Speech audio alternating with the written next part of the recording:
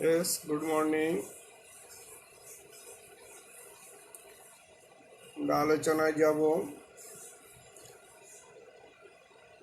আমাদের বোর্ডে কোশ্চেন নিয়ে আমরা আলোচনা করছিলাম। ওখানে একটা কোশ্চেন আছে ডিফাইন অ্যান্টিবায়োটিক। গতদিন আমি বলেছি যে সার্জনদের কয়েকটা ফার্মাকোলজির কয়েকটা টপিক জানতে হয়, তার মধ্যে একটা হচ্ছে অ্যান্টিবায়োটিক, একটা অ্যানালজেসিক, একটা অ্যানাস্থেটিক। এই তিনটা প্রোডাক্ট সম্বন্ধে সার্জনদের ভালো ধারণা থাকতে হয় সবসময়। অ্যান্টিবায়োটিক এর এই কোশ্চেনটা আছে, একটা থিওরিটিক্যাল কোশ্চেন। ডিফাইন অ্যান্টিবায়োটিক এটা রিটেনেও কিন্তু মাঝে মধ্যে দেওয়া হয়। ডিফাইন অ্যান্টিবায়োটিক এটা তোমাদের পড়ে আসা টপিক, জাস্ট রিক্যাপিচুলেট করা। আগেও বলেছি যে প্রস্তুতি না থাকলে কিন্তু ভালো পরীক্ষা দেওয়া যায় না। এই জন্য একটা প্রস্তুতি থাকতে হয়। প্রস্তুতি থাকলে উত্তরগুলো করতে সুবিধা হয়, কনফিডেন্টলি করা যায়। আর কনফিডেন্স, তোমার কোশ্চেনের উত্তরে যদি কনফিডেন্ট তুমি না হও, তখনই নানা রকম কোশ্চেন আসবে, জাস্টিফাই করার জন্য নানা রকম কোশ্চেন আসবে, এবং তখন বিতর্কে জড়ানোর সম্ভাবনা। অ্যান্টিবায়োটিক না পড়লে তোমাকে সঙ্গে এক্স রে ধরা হবে, এক্স রে জিজ্ঞাসা করা হবে, এক্স রে বেসিক কিছু প্যারামিটার জিজ্ঞাসা করা হবে, এরকম আর কি হয়। অ্যান্টিবায়োটিক খুব simple. Antibiotic are the chemicals বা chemical agent that is produced by some microorganism and used to destroy or inhibit the other microorganism. Simple জিনিস তোমরা জানো। অ্যান্টিবায়োটিকের সঙ্গে আরেকটা টার্ম আসে কেমোথেরাপিউটিক এজেন্ট, এর সঙ্গে মিল আছে। তাহলে অ্যান্টিবায়োটিক হচ্ছে these are the chemical substances produce by some microorganism, মানে কোনো মাইক্রো অর্গানিজম এগুলো তৈরি করে, and use to destroy or inhibit the other microorganism. তাহলে এটা হচ্ছে natural substance according to the definition. এখন এই ডেফিনেশনের সব ক্রাইটেরিয়া ফুলফিল করে না সব কিছু, তারপরে এটা তোমরা এভাবেই বলবে, which are the chemical substances produced by some microorganism and used to destroy or inhibit the growth of other microorganism. এখন অনেক অ্যান্টিবায়োটিক এসছে, সিনথেটিক অ্যান্টিবায়োটিক। যাই হোক, এর সঙ্গে আসে কেমোথেরাপিউটিক্স। কেমোথেরাপিউটিক্স অর্থে একই definition, these are the synthetic chemical substances, মানে এগুলো ল্যাবরেটরিতে তৈরি করা হয়, ন্যাচারাল না। কেমোথেরাপিউটিক্সগুলো কোনোটাই ন্যাচারাল না। সিনথেটিক কেমিক্যাল সাবস্টান্সেস, ওই একই কথা, ইউজ টু ডিস্ট্রয় আর reduce microorganism, other microorganism. Micro other তো আসবে না এখানে, মাইক্রো অর্গানিজম। আচ্ছা, এখন এর সঙ্গে যোগ হয়েছে কেমোথেরাপি সেলও ডিস্ট্রয় করা হয়, সেটাও বলতে পারবো। এটা আমাদের সময় ডেফিনেশনে ছিল না, এখন এটা যোগ করা হয়। Use to destroy microorganism and malignant sell.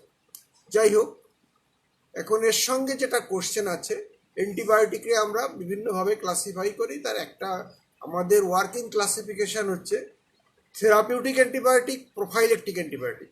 এই ধারণাটা আমাদের অনেকের মাঝে খুব পুয়ার, ইভেন আমাদের সিনিয়র ডাক্তারদের মাঝেও। আমরা গতানুগতিক চিকিৎসা দিই, আমি কাউকে হেও করছি না, বাট এই ধারণাটা খুব পুয়ার অনেকের। Chemotherapeutic antibiotic, therapeutic antibiotic and prophylactic antibiotic different, totally different, concept different, selection different, dose different. Even ডোজের মধ্যে তো অনেক কিছু যায়, ডোজের মধ্যে অনেক কিছু থাকে, ডোজের মধ্যেই রুটটাও ডোজের মধ্যেই পড়ে। যাই হোক, তাহলে থেরাপিউটিক অ্যান্টিবায়োটিক হচ্ছে antibiotic use to destroy the infective organism, যেটা ইনফেকশন করছে, থেরাপিউটিক রোগ তৈরি করছে, তাকে ডিস্ট্রয় করার জন্য যে আমরা অ্যান্টিবায়োটিক ব্যবহার করি, সেটা হচ্ছে থেরাপিউটিক অ্যান্টিবায়োটিক। আর প্রোফাইলেকটিক অ্যান্টিবায়োটিক হচ্ছে অ্যান্টিবায়োটিক ইনফেকশন হয় নাই, ইনফেকশন হতে পারে এই অনুমানে, যে সব ব্যাকটেরিয়া দিয়ে ইনফেকশন হতে পারে সেই সব ব্যাকটেরিয়ার বিরুদ্ধে আমরা একটা অ্যান্টিবায়োটিক আগেই ব্যবহার করে রাখবো, যাতে ব্যাকটেরিয়াটা ওখানে ক্লোনাইজ করে ইনফেকশন তৈরি করতে না পারে। দুটো কনসেপ্টটা টোটালি ডিফারেন্ট। কীরকম ডিফারেন্ট? থেরাপিউটিক অ্যান্টিবায়োটিক হচ্ছে আমাকে ব্যবহার করতে হবে যে ব্যাকটেরিয়াটা দিয়ে আমার ইনফেকশন হয়েছে ওর এগেনস্টে। মনে করো আমার একটা ইনফেকশন হয়েছে স্ট্রেপ্টোকক্কাস দিয়ে, আমি অ্যান্টিবায়োটিক যেটা ব্যবহার করব এটা যেন সিলেক্টিভলি স্ট্রেপ্টোকক্কাসকেই নষ্ট করে, অন্য কোনো ব্যাকটেরিয়াকে যেন ডিস্টার্ব না করে। কারণ আমাদের বডিতে কিছু আছে আমাদের কমেন্সাল ব্যাকটেরিয়া কলোনাইজ করে, এরা আমাদের বডির জন্য এসেনশিয়াল। এরা কি কি কাজ করে? এরা আদার মাইক্রো অর্গানিজম, ভাইরাস, প্রোটোজোয়ার থেকে, ওই প্রোটোজোয়া ফাঙ্গাস থেকে আমাদের শরীরকে প্রোটেক্ট করে। এরা অনেক কেমিক্যাল তৈরি করে যা এগুলো করতে পারে না। আবার এরা এমন কিছু কেমিক্যাল তৈরি করে যার জন্য লো পোটেন্সি কিছু কিছু ব্যাকটেরিয়া আছে যারা আমাদের শরীরে ক্ষতি করতে পারে না। কিন্তু এরা যদি না থাকে, কমেন্সাল এরা যদি না থাকে, তাহলে এই লো পোটেন্সি যে ব্যাকটেরিয়াগুলো আছে এটা খুব ব্রিলিয়েন্ট হয়ে যাবে। ব্রিলিয়েন্ট হলে অসুবিধা কি হবে? কারণ এই লো পোটেন্সির ব্যাকটেরিয়ার জন্যে এরা সাধারণভাবে আমাদের রোগব্যাধি করে না বলে এর জন্যে পরীক্ষা নিরীক্ষা করে গবেষণা করে কোনো ওষুধ আবিষ্কৃত হয় নাই, এর জন্যই পয়সা নষ্ট করা হয় নাই। কিন্তু এরা যখন প্যাথোলজি তৈরি করে তখন আমাদের কন্ট্রোল করার কোনো কেমিক্যাল বা অ্যান্টিবায়োটিক কিন্তু আমাদের হাতে নাই। এই জন্য এরা ভেরি ডেঞ্জারাস। এবং এইসব ব্যাকটেরিয়া যখন লো পোটেন্সি ব্যাকটেরিয়া বা নর্মালি আমাদের শরীরের জন্য ভিরুলেন্ট না, আমাদের শরীরে প্যাথোলজি তৈরি করে না, এরা যখন ইনফেকশন তৈরি করে তখন আমরা তাকে বলি সেকেন্ডারি ইনফেকশন, বা কি বলি আমরা সুপার ইনফেকশন। সেকেন্ডারি ইনফেকশন না, super infection. Super infection, it is very dangerous. Infection control করা থেকে সুপার ইনফেকশন কন্ট্রোল করা মোর ডিফিকাল্ট। আচ্ছা, সেটা আমি পরে যাব।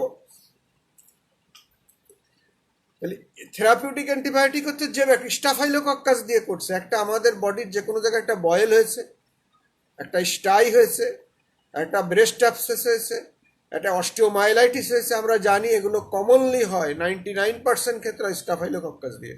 তাহলে আমাদের অ্যান্টিবায়োটিকটা আমরা এমনভাবে ব্যবহার করব যে ওই অ্যান্টিবায়োটিকটা শুধু স্টাফাইলোকক্কাসকেই নষ্ট করে, স্ট্রেপ্টোকক্কাস, ইকোলাই বা অন্যান্য ব্যাকটেরিয়াকে যেন নষ্ট না করে। তাহলে এখানে অ্যান্টিবায়োটিকের চয়েস হবে, antibiotic should be specific and narrow spectrum. Narrow spectrum, broad spectrum দেওয়া যাবে না, যেটা প্রয়োজন সেটা। যদি আমি সন্দেহ করি দুইটা স্ট্রেপ্টোকক্কাস, স্টাফাইলোকক্কাস দুটো দিয়ে ইনফেকশন হয়েছে, তাহলে আমি অ্যান্টিবায়োটিক যেটা চয়েস করবো যেন এই দুটো ব্যাকটেরিয়াকেই স্পেসিফিক্যালি নষ্ট করতে পারে এমন কোনো অ্যান্টিবায়োটিক যদি থাকে সেটা ব্যবহার করব, অথবা কাছাকাছি। কিন্তু আমার বডির সমস্ত ব্যাকটেরিয়া নষ্ট হয়ে যায়। অনেকের মাঝেই এটা ধারণা, জুনিয়র সিনিয়র ডাক্তারদের মাঝেই, যে এমন অ্যান্টিবায়োটিক দেবো যে অ্যাটম বোমার মতো সব কিছু শেষ হয়ে যাবে বডির। It is not a very good concept, এটা ডেঞ্জারাস। এটা দুটো জিনিস হবে, সেটা ওই যে প্রয়োজনীয় ব্যাকটেরিয়া, অপ্রয়োজনীয় যেগুলো আমাদের ক্ষতি করে নাই। একজন বাড়িতে খুনি, আমরা সমস্ত পরিবার সহ ধ্বংস করে দিচ্ছি, এটা কি ভালো কাজ? আইনসঙ্গত না। যে আমাদের প্রতিবাদ করতো তাকেও আমরা নষ্ট করে দিচ্ছি, এই কনসেপ্টটা কিন্তু নেওয়া যাবে না। এটা একটা ভুল ধারণা। ওষুধের কোম্পানি এসে বলবে যে এর থেকে ভালো অ্যান্টিবায়োটিক পৃথিবীতে আবিষ্কার হয় নাই, উচ্চ মূল্য। আমাদের অনেকেরই ধারণা আছে যে ওষুধের দাম বেশি, সেই ওষুধের কাজ বেশি। এটা ঠিক নয়, এটা খুব খারাপ কনসেপ্ট আমাদের মধ্যে চলছে, ডাক্তারদের মধ্যে, সত্যি কথা বলতে যেটা। সুতরাং থেরাপিউটিক অ্যান্টিবায়োটিকের হচ্ছে যে স্পেসিফিক অ্যান্ড ন্যারো স্পেকট্রাম, এবং যে ব্যাকটেরিয়ার জন্য যতটুকুন ডোজ লাগবে তাই দিতে হবে। সব ব্যাকটেরিয়ার তো এমআইসি লেভেল অ্যান্টিবায়োটিকের এক হয় না, যতটুকুন কনসেন্ট্রেশন যার দরকার specifically, this is therapeutic antibiotic. আর প্রোফাইলেকটিক অ্যান্টিবায়োটিকে কী হবে? যেসব ব্যাকটেরিয়া অপারেশনের পর, পা ভেঙে যাওয়ার পর, বা মনে করো একটা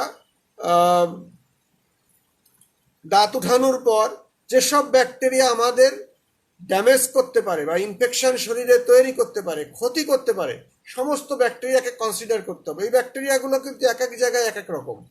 গাইনি ওয়ার্ডে একরকম, পেডিয়াট্রিক্স ওয়ার্ডে এক এক রকম, সার্জারি ওয়ার্ডে একরকম, বার্ন ওয়ার্ডে একরকম, বার্ন উন্ডের জন্য একরকম। সব ওয়ার্ডে কিন্তু ব্যাকটেরিয়ার প্যাটার্ন এক না।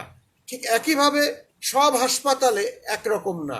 ইভেন সব দেশে, এক এক দেশের এক এক ধরনের ব্যাকটেরিয়া, এক এক সিচুয়েশনে এক এক ধরনের ব্যাকটেরিয়া বেশি।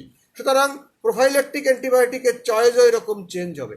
যেখানে যেসব ব্যাকটেরিয়া 5টা 10টা 1টা 2টা যত ব্যাকটেরিয়া এই ইনফেকশন করার সম্ভাবনা আছে, ঝুঁকি আছে, আমাদের সমস্ত ব্যাকটেরিয়াকে কনসিডার করতে হবে।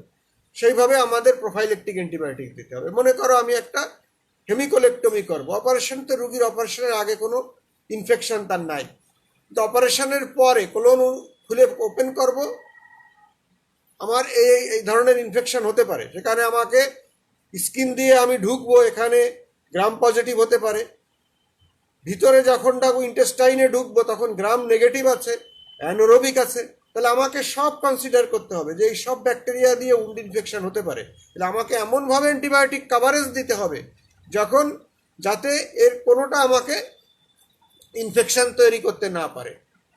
মনে করো একটা অ্যান্টিবায়োটিক সব কয়টা রোগ জীবাণুর জন্যই কমন, কিন্তু তার ডোজ কিন্তু একই হতে নাও হতে পারে। ডোজ গ্রাম পজিটিভের জন্য একরকম ডোজ, গ্রাম নেগেটিভের জন্য একরকম ডোজ, অ্যানারোবিকের জন্য একরকম ডোজ, আমি উদাহরণ হিসাবে বলছি। তাহলে আমার যেটা ডোজ সব থেকে বেশি, মনে করো যে গ্রাম নেগেটিভের জন্য আমার বেশি এমআইসি লাগে, বেশি ডোজ লাগে, তাহলে আমাকে প্রোফাইল্যাকটিকের সময় কনসিডার করতে হবে ওইটার ডোজ, গ্রাম পজিটিভেরটা কনসিডার করলে হবে না। তার মানে এখানে antibiotic should be broad spectrum, হ্যাঁ, আর লেস স্পেসিফিক। ওখানে ছিল narrow spectrum and more specific. এখানে দুটোই ইনিশিয়াল অ্যান্টিবায়োটিক শুরু হবে আমাদের অভিজ্ঞতার উপর, প্র্যাকটিক্যাল অভিজ্ঞতার উপর। আলটিমেটলি আমাদের কালচার ছাড়া তো আমরা অ্যান্টিবায়োটিকের প্যাটার্ন বলতে পারি না। যাই হোক, তাহলে যেটা আমি বলতে চাচ্ছি যে প্রোফাইলেকটিক অ্যান্টিবায়োটিকের চয়েস এবং থেরাপিউটিক অ্যান্টিবায়োটিকের চয়েস এক না। ইন জেনারেল থেরাপিউটিক অ্যান্টিবায়োটিক থেকে প্রোফাইলেকটিক অ্যান্টিবায়োটিকের ডোজ লাগে ডাবল, কারণ অনেক অর্গানিজম আছে বেশি এমআইসি, বেশি ডোজ লাগে, অ্যান্টিবায়োটিকের ডোজ লাগে, আমাকে সেটাই কনসিডার করতে হবে। বাট থেরাপিউটিক অ্যান্টিবায়োটিক হতে হবে শর্ট টার্ম। কত সময়ের জন্যে এটা আমি আগেও বলেছি, একটু বলছি আমি, এই জন্যে লেকচার ক্লাসও আমি বলছি। ডিসিসিভ পিরিয়ড একটা কথা আছে, সেটা কি জিনিস? আমাদের স্কিন যখন ইনট্যাক্ট থাকে তখন আমাদের বাইরে সারফেসে কোনো ইনফেকশন হওয়ার সম্ভাবনা নাই, কিন্তু স্কিন যখন আমরা ইনজুরি করব, সেটা ইনসিশন দেই বা ট্রমা হোক, ইনসিশন স্কিন যখন আমরা ইনজুরি করব তখন ফার্স্ট লাইন অফ ডিফেন্স আমাদের নষ্ট হয়ে যাবে। এরপরে সেকেন্ড লাইন অফ ডিফেন্স হচ্ছে আমাদের ইনফ্লামেশন, সেলুলার ইমিউনিটি। সেই ইনফ্লামেশন তৈরি করতে, একটা ইনজুরির পর ইনফ্লামেশন তৈরি করতে ইউজুয়ালি লাগে 6 ঘন্টা। তাহলে এই যে ইনট্যাক্ট স্কিন ডিসরাপ্ট হলো এবং ইনফ্লামেশন তৈরি হলো, এই যে 6 ঘন্টা মাঝখানের সময়, এই সময়টা হচ্ছে আমাদের একটা উন্ড সব থেকে বেশি ভার্নারাবেল টু ক্লোনাইজ প্যাথোলজিক ব্যাকটেরিয়া বা প্যাথোজেনিক ব্যাকটেরিয়া। সুতরাং এই সময়টাকে আমাদের কভার করাই হলো অ্যান্টিবায়োটিকের মেন কাজ। তাহলে অ্যান্টিবায়োটিকটা এই যে সময়টা স্কিন ডিসরাপ্ট হলো এবং ইনফ্লামেশন এস্টাবলিশড হলো, এই সময়ের মাঝে গ্যাপটা, এটাকে আমরা বলি ডিসিসিভ পিরিয়ড। এটাকে কভার করাই হচ্ছে প্রোফাইলেকটিক অ্যান্টিবায়োটিকের মেন কাজ। সার্জারিতে আমরা যে প্রোফাইলেকটিক ইউজ করি, প্রোফাইলেকটিকটা আমরা দিব কখন? আইডিয়া হচ্ছে যখন আমরা স্কিনে ইনসিশন দেব তখন যেন বডিতে হাইয়েস্ট কনসেন্ট্রেশন অফ অ্যান্টিবায়োটিক থাকে। যখন আমরা স্কিনকে ইনসিশন দেব তখন যেন হাইয়েস্ট কনসেন্ট্রেশন অফ অ্যান্টিবায়োটিক থাকে। তার মানে স্কিন ইনসিশন দেওয়ার জাস্ট আগে, usually within half an hour, এটা হলো আইডিয়াল কথা। কোনো কোনো টিচার তোমাদের বলবে 1 ঘন্টা আগে, এটা হলো ওল্ড কনসেপ্ট, অনেক বেশি। 1 ঘন্টা আগে অ্যান্টিবায়োটিক দিলে অনেক অ্যান্টিবায়োটিক এটা ফার্স্ট পাস হয়ে কনসেন্ট্রেশন অনেক কমে যাবে, কিডনি দিয়ে বাই চলে যাবে, এক্সক্রিট হয়ে যাবে। তাহলে এটা আইডিয়ালি হচ্ছে উইদিন হাফ অ্যান আওয়ারে আমরা অ্যান্টিবায়োটিক দেবো, এবং আইডিয়াল রুট হচ্ছে আইভি, যাতে আমরা এডুকেট অ্যাভেলেবিলিটি নিশ্চিত করতে পারি।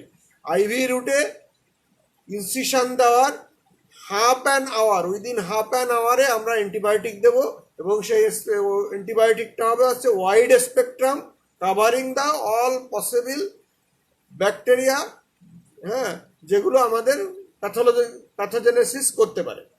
তাহলে দিস ইজ প্রোফাইলেকটিক অ্যান্টিবায়োটিক কনসেপ্টটা। এটা কত সময়ের জন্য দেব? এটা আইডিয়ালি একটা প্রোফাইলেকটিক অ্যান্টিবায়োটিক দিতে হয় সিঙ্গেল ডোজ প্রোফাইলেকটিক অ্যান্টিবায়োটিক দিতে হবে, সিঙ্গেল ডোজ, সারা জীবন দেওয়া যাবে না। আমরা কি প্র্যাকটিস করি? আমরা একটা হার্নিয়া অপারেশন করি, হার্নিয়া বাদ দেওয়াটা ব্রেস্ট টিউমার অপারেশন করলাম, ফাইব্রয়েডিনোমা, অপারেশনের আগে প্রোফাইলেকটিক অ্যান্টিবায়োটিক দিলাম, অপারেশনের পরে 7 দিন দিলাম, সেলাই কেটে রুগী ছুটি দিয়ে চলে যাওয়ার পর আরও 15 দিনের অ্যান্টিবায়োটিক দিলাম। এটা কোনো ফর্মুলার মধ্যেই পড়ে না। এটা হচ্ছে অ্যান্টিবায়োটিক অ্যাবিউজ, শুধু ডিসইউজ না, এটা মিসইউজ না, ইট ইজ অ্যাবিউজ। হ্যাঁ, এটা আমরা রেগুলার প্র্যাকটিস করছি, তোমাদেরও বলছি, তোমাদের সিনিয়রদেরও বলছি, কোনো লাভ হয় নাই। আমরা ওষুধের কোম্পানি বা আমাদের সিনিয়রদের প্র্যাকটিসের সাথে আমরা অভ্যস্ত হয়ে গেছি, কিন্তু এই প্র্যাকটিস পৃথিবীর কোথাও নাই। এটা অপ্রয়োজনে। ব্রেস্ট টিউমারের একটা ফাইব্রোডিনোমা, এটা ক্লিন সার্জারি, এখানে অ্যান্টিবায়োটিকের টোটালি দরকার নাই, প্রোফাইলেটিক অ্যান্টিবায়োটিকেরও দরকার নেই। আইডিয়াল সেট আপে করলে, অ্যাসেপ্টিক কন্ডিশনে কোনো অ্যান্টিবায়োটিকের দরকার নাই, according to the surgical wound অনুযায়ী। পরে আমরা আলোচনায় আসবো এটা। তাহলে সিঙ্গেল ডোজ দিতে হবে। কিছু কিছু ক্ষেত্রে কখনো যখন আমরা গাট ওপেন করি, সেক্ষেত্রে এটা দেওয়া যেতে পারে 24 ঘন্টা, মানে ফার্দার আরও 2 ডোজ, 1 or 2 ডোজ, 24 ঘন্টা পরে সাধারণত প্রোফাইলেকটিক অ্যান্টিবায়োটিক আর দেওয়া হয় না। হ্যাঁ, ম্যাক্সিমাম 24 ঘন্টা। তাহলে সিঙ্গেল ডোজ আর 24 ঘন্টা প্রোফাইলেকটিক অ্যান্টিবায়োটিক। এখন একটা কোশ্চেন আসতে পারে, কখন আমরা প্রলং প্রোফাইলেকটিক অ্যান্টিবায়োটিক দিব? কখনো আমাদের দিতে হয়, সেই কি সিচুয়েশন এটা তোমাকে জানতে হবে। প্রোফাইলেকটিক অ্যান্টিবায়োটিক কখন আমরা প্রলং দিব? প্রলং প্রোফাইলেকটিক অ্যান্টিবায়োটিক দেওয়া হয় এরকম কয়েকটা কন্ডিশন হচ্ছে। আমরা বডিতে যদি কোনো ফরেন বডি অ্যাপ্লায়েন্স ব্যবহার করি, তার মানে কি, ফরেন বডি অ্যাপ্লায়েন্স আমাদের বডিতে থাকে, যেমন 1 নম্বর হলো আমরা হার্নিওপ্লাস্টি যদি করি, আমরা যদি কোনো বনি প্রস্থেসিস ব্যবহার করি বডিতে, কোনো কার্ডিয়াক প্রস্থেসিস ব্যবহার করি, যে কোনো জায়গায় যদি আমরা কোনো প্রস্থেসিস, কোনো ফরেন বডির মধ্যে রেখে আসি, সেখানে আমাদের প্রলং অ্যান্টিবায়োটিক দিতে হবে। তাহলে এক কথায় কোনো প্রস্থেসিস, যত ধরনের প্রস্থেসিস আছে, এটা কমন প্র্যাকটিস হচ্ছে হার্নিওপ্লাস্টি, যেখানে আমরা প্রোলিন মেশ ব্যবহার করি, সুতরাং সেখানেও আমাদের প্রলং অ্যান্টিবায়োটিক দিতে হবে। আরও কতগুলো সিচুয়েশন আছে। কিছু প্রস্থেসিস আমরা বডিতে রেখে কমনলি ব্যবহার করি, অ্যাপ্লায়েন্স ব্যবহার করি, প্রস্থেসিস না অ্যাপ্লায়েন্স। মনে করো ক্যাথেটার দিলাম আমরা, ক্যাথেটার দেওয়ার পরও কিন্তু অ্যান্টিবায়োটিকটা, প্রোফাইলেকটিক অ্যান্টিবায়োটিক প্রলং দিতে হতে পারে, সবসময় না। আচ্ছা, ড্রেন টিউবে সাধারণত এটা কনসিডার করা হয় না। এরপরে আছে বডিতে আমাদের কিছু সিচুয়েশন আছে যখন prolong antibiotic, any immuno compromised state, patient যদি ইমিউনো কম্প্রোমাইজড হয় এবং তাকে যদি কোনো সার্জিক্যাল ইন্টারভেনশন করা হয়, তাহলে তাকে প্রলং প্রোফাইলেকটিক অ্যান্টিবায়োটিক দিতে হবে। যেমন যদি স্টেরয়েড থেরাপি পায়, কেউ যদি অ্যাডভান্স ক্যান্সারের রোগী হয়, অথবা কেউ যদি কেমোথেরাপি পায়, দুটোই, অ্যাডভান্স ক্যান্সারের রোগীও ইমিউনো কম্প্রোমাইজড, অথবা সে যদি কেমোথেরাপি, রেডিওথেরাপি পায় বা ইমিউনোথেরাপি পায়, সেও ইমিউনো কম্প্রোমাইজড।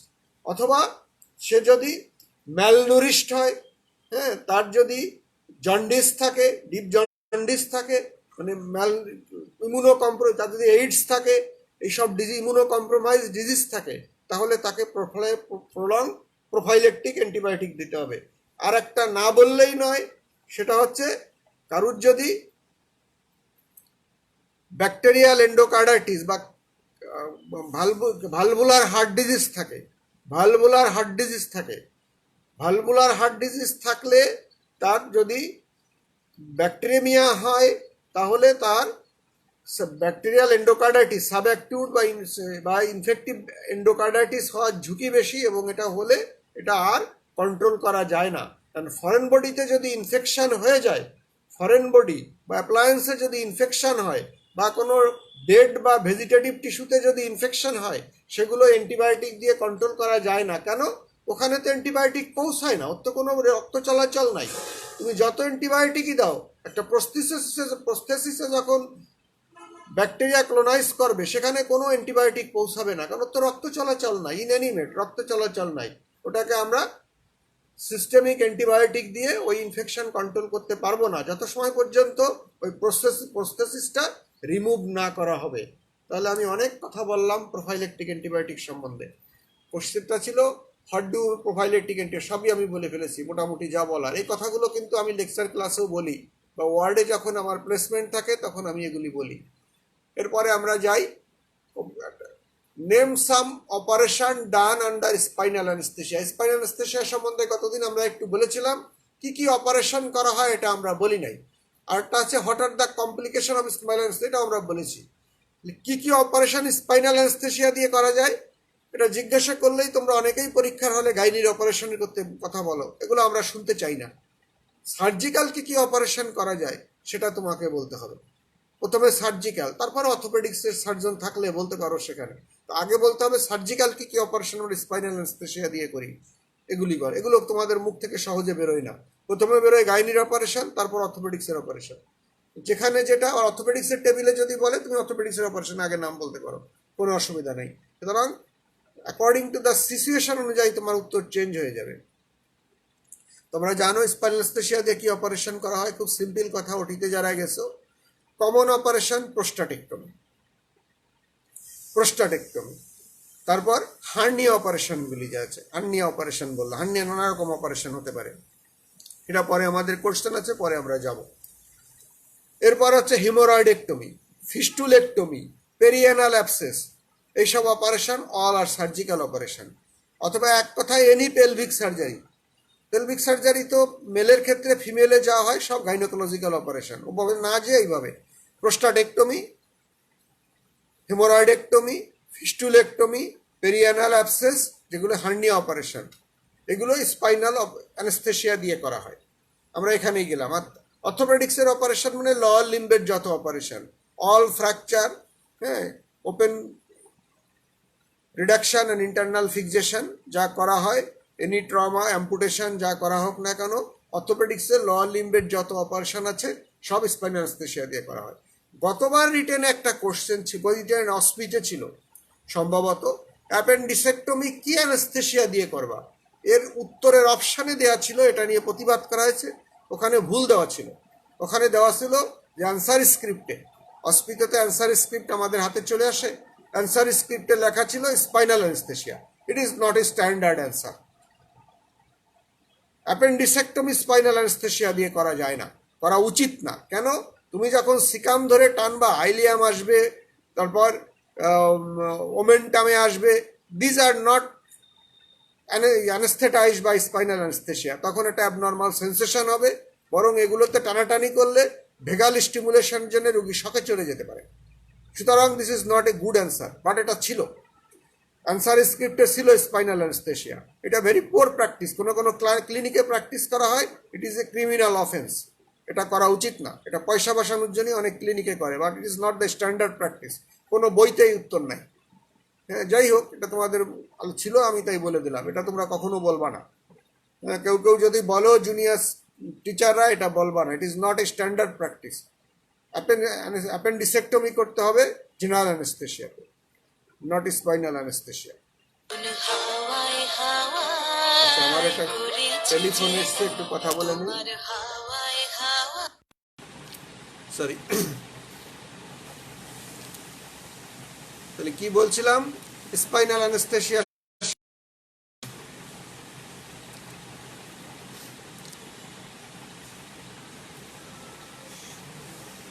তাহলে অপারেশনগুলির নাম বলতে হবে, এগুলি বলতে হবে। এরপরে হঠাৎ the complication of spinal anaesthesia, এটা গতদিন আমরা বলেছি, তোমরা জানো, সিম্পল ওইভাবে বলবা। এক নম্বরেই বলবা যে postural hypotension, retention of urine, আর যেগুলো না বললে নয় সেটা বলতে পারো ইনজুরি হতে পারে, হ্যাঁ, স্পাইনাল কর্ডে ইনজুরি হতে পারে। তাহলে ইম্পর্ট্যান্ট কমপ্লিকেশন হচ্ছে hypotension, headache, post operative headache, এটা কিন্তু important complication, and retention of urine, এটার জন্য মনে থাকে রিটেনশন অফ ইউরিন। আর যেগুলো আছে পেন, হিমোরেজ, ইনজুরি, এগুলো অত ইম্পর্ট্যান্ট কিছু নয় এখন এক্সপার্ট হ্যান্ডে, তাহলে এগুলি আমি আর রিপিট করছি না। এর পরের কোশ্চেন আছে indication of upper mid line incision. গতদিন আমরা প্যারামিডিয়ান ইনসিশন সম্বন্ধে বলেছিলাম, এবার mid line incision. Mid line ইনসিশনের ইন্ডিকেশন, তাহলে আগে আমরা বলি mid line, upper mid line incision. এটা খুব সিম্পল জিনিস, আমরা জিপিস্টার নাম থেকে আমলিকাসের মাঝখানে অ্যালং দ্য মিড লাইন যে কোনো জায়গায় যদি ইনসিশন দেই সেটা আপার মিড লাইন ইনসিশন। যে কোনো জায়গায়, মানে আমলিকাসের উপরে মিড লাইনে যে কোনো জায়গায় ইনসিশন, যে কোনো লেন্থের ইনসিশন যতটুকুনি হোক না কেন, এটা আপার মিড লাইন ইনসিশন। এই ইনসিশন দিয়ে আমরা কি কি অপারেশন করি, খুব সিম্পল কথা। দিস ইজ দ্য এখন বেশি প্র্যাকটিস করা হয় এই ইনসিশনটা। আগের দিনও বলেছি যে একসময় আমরা যখন ইন্টার্নি করি বা আমরা যখন জুনিয়র ডাক্তার ছিলাম তখন আইডিয়াল ইনসিশন বলা হতো প্যারামিডিয়ান ইনসিশনকে। এখন আর প্যারামিডিয়ান ইনসিশনকে আইডিয়াল ইনসিশন বলা হয় না, এখন মিড লাইন ইনসিশনকে আইডিয়াল ইনসিশন বলা হয়। এই ইনসিশন দিয়ে কী কী অপারেশন করতে পারি আমরা যা বলেছিলাম মোটামুটি আগের দিন সেই একই কথা, হ্যাঁ, খালি একটু আগে পরে করে বলতে হবে। যেমন ফার্স্ট যেটা গতদিন বলেছিলাম এখানে ঠিক আছে, এক্সপ্লোরেটরি ল্যাপারেটমি। এক্সপ্লোরেটরি ল্যাপারেটমি করার জন্য এটা ideal incision. Ideal incision mid line, upper mid line, exploratory laparotomy. আমরা পেট খুললাম, প্যাথোলজিটা আমরা জানি না, পেট খুলে নিশ্চিত হব। তার এক্সপ্লোরেটরি ল্যাপারেটমি আমরা কখন করি?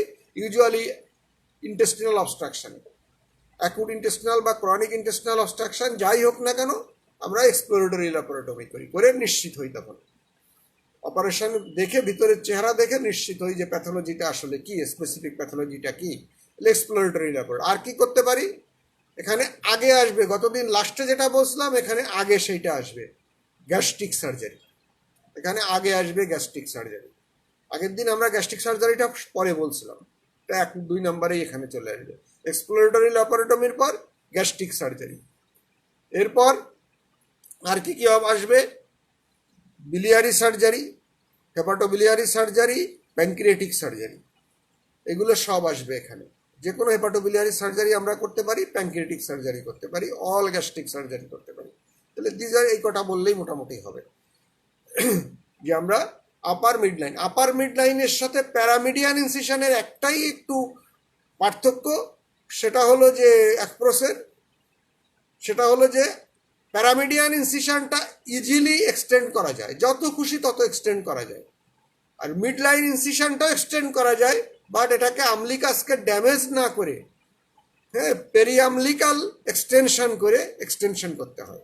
কিন্তু প্যারামিডিয়ান ইনসিশনের ক্ষেত্রে তা না, সরাসরি আমরা একদম উপর থেকে নিচের পেট পর্যন্ত ইনসিশন এক্সটেন্ড করতে পারি।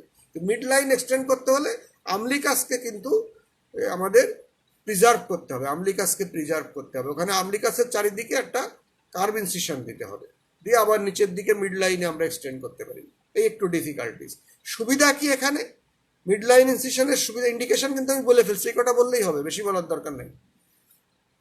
তাহলে আচ্ছা, এর মধ্যে আরেকটা কথা বলতে ভুলে গেছি, সেটা তোমাদের বলা উচিত। সেটা হলো যে এই এক্সপ্লোরেটরি ল্যাপারেটমির সাথে পেপটিক আলসার পারফোরেশন বা হলোভিসকাস পারফোরেশন, এই কথাটা কিন্তু একটু আলাদা করে বলতে হয়, কারণ এটা অনেক সময় তো স্টোমাকের নিচে হয়, বাইরে হয়।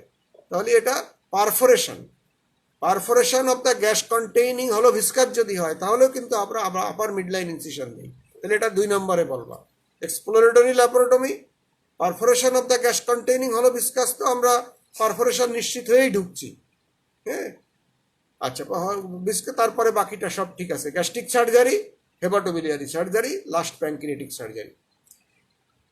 সুবিধা কি? এটা হচ্ছে যে এখানে আমরা এক কোচে ইনসিশনটা আমরা এক লেয়ারে আমরা ওপেন করতে পারি, ইনসিশনটা একবার এক্সপ্লোর করতে, rapid exploration of the peritoneal cavity, rapidly explore করতে পারি। এটা মিড লাইন যেহেতু, এটা রিলেটিভলি অ্যাভাসকুলার, লেস ব্লিডিং হবে, রিলেটিভলি অ্যাভাসকুলার এবং লেস ব্লিডিং হবে। আর আমরা এটা এক্সটেন্ড করতে পারি, কিন্তু লেস ইজি, এটা লেস ইজিয়ার, বাট আমরা এক্সটেন্ড করতে পারি। তাহলে কি হলো? এটা র্যাপিড এক্সপ্লোরেশন করা যাবে এবং এই ছাড়া তেমন কোনো সুবিধা নাই। অসুবিধা কি হতে পারে? থিওরিটিক্যাল, এগুলো থিওরিটিক্যাল। অসুবিধা কি? এটা লেস ভাস্কুলার, যেহেতু লেস হিলিং এর সম্ভাবনা লেস এবং উন্ড ডেহিসেন্স হওয়ার ঝুঁকি বেশি থাকবে, হ্যাঁ। কিন্তু প্র্যাকটিক্যালি আজকাল আর অ্যান্টিবায়োটিক এবং সুসার ম্যাটেরিয়াল ইমপ্রুভ করার জন্য এটা তেমন হয় না। তাহলে আমি এখান থেকে বেরিয়ে আসি। What are the সুসার material used for stitch স্কিনের, এটা শুধুমাত্র এই স্কিন না, বডির যে কোনো জায়গায় স্কিন ক্লোজ করার জন্য আমরা কি সুসার ম্যাটেরিয়াল ব্যবহার করি? আইডিয়ালি হচ্ছে আমরা ব্যবহার করি নন অবজারভেবল সিনথেটিক সুসার ম্যাটেরিয়াল। এক কথায় নন অবজারভেবল সিনথেটিক সুসার ম্যাটেরিয়াল, কিন্তু একটা নাম জানতে হবে। নন অবজারভেবল সিনথেটিক সুসার ম্যাটেরিয়াল, এটা মনোফিলামেন্ট হতে পারে, পলিফিলামেন্ট হতে পারে। মনোফিলামেন্ট হলো আমাদের আইডিয়ালি মনোফিলামেন্ট, প্রোলিন, হ্যাঁ, ইথিলন, আজকাল আবার ইথিলন ব্যবহার করা হয়। প্রোলিন অবশ্যই বলতে হবে, পলিপ্রোপাইলিন এবং ইথিলন ব্যবহার। আর আমরা পলিফিলামেন্ট যদি ব্যবহার করি, আমরা ব্যবহার করতে পারি সিল ব্যবহার করতে পারি। এই আদার অপশন আছে কি ভিক্রিল ব্যবহার করা যাবে? হ্যাঁ যাবে। ভিক্রিল ইজ ভেরি, মানে এটা যে কোনো কাজেই ব্যবহার করা যায়। হ্যাঁ, খুবই একটা সুসার ম্যাটেরিয়াল, যে কোনো কাজে ব্যবহার করা যায়, কিন্তু এটা আমাদের বলার দরকার নেই আগের থেকে। তোমরা বলবা প্রোলিন, ইথিল, আমরা এই ধরনের সুসার ম্যাটেরিয়াল ব্যবহার করি। এরপরে আমরা চলে যাই, আর অনেক কথা আছে। Define sinus and fistula. এই সাইনাস ফিস্টুলা অ্যাম্পুটেশন আমি আগেও বলেছি, এই কোশ্চেনগুলো তোমরা যখন বিপদে পড়ো তখন বেশি করা হয়। এটা তোমার যে টোকেনটা তুমি তুলে নেবে সেখানেও যদি কোশ্চেন না থাকে, অনেক সময় পড়লে তোমাদের বিপদ থেকে উদ্ধারের জন্য এটা প্রশ্নটা করি। সুতরাং এই কয়েকটা টপিক সম্বন্ধে একটু ভালো পড়ে যেতে হবে। সাইনাস, ফিস্টুলা, অ্যাবসেস, হ্যাঁ, এর আগে কি বললাম, অ্যাম্পুটেশন, ফ্র্যাকচার, এগুলো ভালো করে পড়ে যেতে হবে। এগুলো না পারলে পাশ করে আসা খুব জটিল। আর মেয়েদের ক্ষেত্রে ব্রেস্ট ডিজিজ, এটা অবশ্যই পড়ে যেতে হবে, তা নাহলে বেরোয় আসা কিন্তু খুব মুশকিল মেয়েদের ক্ষেত্রে। আচ্ছা, সাইনাস অ্যান্ড ফিস্টুলা খুব simple. Define sinus and fistula. Sinus কি তোমরা জানো, আগে ফিস্টুলার ডেফিনেশন বললে সাইনাসের ডেফিনেশন সহজ হয়ে যায়। Tract communicating to epithelial surface হয়ে গেল। Fistula is an abnormal tract communicating to epithelial surface, this is fistula. কোনো কোনো বইতে লাইন বাই অমুক তমুক আনহেলদি, এগুলো জরুরি না। গ্র্যানুলেশন টিস্যুতে granulation tissue is always unhealthy. Healthy granulation tissue বলে কিছু নাই প্যাথোলজিতে, ওই প্যাথোলজিস্টদের কথা। ডিজিজের ক্ষেত্রে যে গ্র্যানুলেশন টিস্যু হবে এটা অলওয়েজ আনহেলদি। যাই হোক, সব বিতর্কে যাওয়ার দরকার নেই, এগুলো বলা জরুরি না, সহজ কথা। Abnormal communication between two epithelial surface. Abnormal communication between two epithelial surface, দুটো এপিথেলিয়াল সারফেসের মধ্যে যদি অ্যাবনর্মাল কমিউনিকেশন থাকে তাহলে সেটা ফিস্টুলা। কিন্তু অনেকে উদাহরণে তোমরা বলো যে গ্যাস্ট্রোইসোফেজিয়াল ফিস্টুলা। গ্যাস্ট্রোইসোফেজিয়াল ফিস্টুলা আবার কেমন করে অ্যাবনর্মাল হয়? এটা তো নর্মাল কমিউনিকেশন। তুমি যদি বলো গ্যাস্ট্রোডিউডেনাল ফিস্টুলা, হ্যাঁ ফিস্টুলা হইতে পারে অস্বাভাবিক, কিন্তু এটা সাধারণভাবে যেটা বোঝায় স্টোমাকের সাথে ডিউডোমের নর্মাল কমিউনিকেশন আছে, এটা অ্যাবনর্মাল হলো না। সুতরাং অ্যাবনর্মাল কথা হতে হবে জিনিসটা। তাহলে আমরা abnormal communication between two epithelial surface, আর বা it is an abnormal tract communicating to epithelial surface, যেভাবেই তুমি বলো না কেন। সাইনাস কি হবে? Sinus is an abnormal blind tract discharging on surface. তার একটা ওখানে দুটো এপিথেলিয়াল সারফেসের কমিউনিকেশন ছিল, আর এখানে একটা এপিথেলিয়াল সারফেসে এটা ওপেন করবে, আর একটা এন্ড ব্লাইন্ড হবে। তাহলে সাইনাস হচ্ছে, sinus is an abnormal blind tract. Abnormal বলতে হবে, তা নাহলে যে আমাদের যত ইসের ডাক্টের ওপেনিং আছে এগুলো তো সব ব্লাইন্ড ট্র্যাক্ট, এগুলো তো সব ফিস্টুলা না। এটাও তো ডিসচার্জ করে বাইরে, সারফেসের বাইরে ডিসচার্জ, সেবাসিয়াস ডাক্ট, হ্যাঁ, তারপর সুইট গ্ল্যান্ডের ডাক্ট, এগুলো তো ফিস্টুলা না। অ্যাবনর্মাল কথাটা আসতে হবে। Is an abnormal blind tract discharging on surface, this is sinus. বারবার বলছি আমি ডেফিনেশনগুলো তোমাদের সহজ করার জন্য। গাইডে অনেক লেজড়ি বাড়িয়ে কোনো কোনো গাইড যারা লিখছে তারা এটাকে ডেফিনেশনকে 5 লাইন তৈরি করছে, তার ডেফিনেশন সেরা। এগুলো বলার এখন টোটালি সুযোগ নাই। অপ্রয়োজনীয় কথা বলবা না, বললেই বিতর্ক আসবে, এর নিয়ে ক্রস করা হবে, বিতর্ক আসবে। এগুলো টোটালি আননেসেসারি, প্রয়োজনীয় অংশের বাইরে কিছু বলা যাবে না। হ্যাঁ, আচ্ছা, বললেই নানা রকম বিতর্ক আসবে। আচ্ছা, এবার এই সাইনাস ফিস্টুলায় অনেক কথা আছে। এখন আমরা এখানে যে কোশ্চেন আছে সেটার উত্তর করি, পরে আমাদের এই কোশ্চেন আবার আছে, আমরা আবার যাব সেখানে। Give the example of internal fistula. এই ফিস্টুলার ক্লাসিফাই অনেক সময় তো প্রায় তোমাদের রিটেন পরীক্ষায় আসে। ফিস্টুলাকে সবাই মোটামুটি দুইভাবে ক্লাসিফাই করে।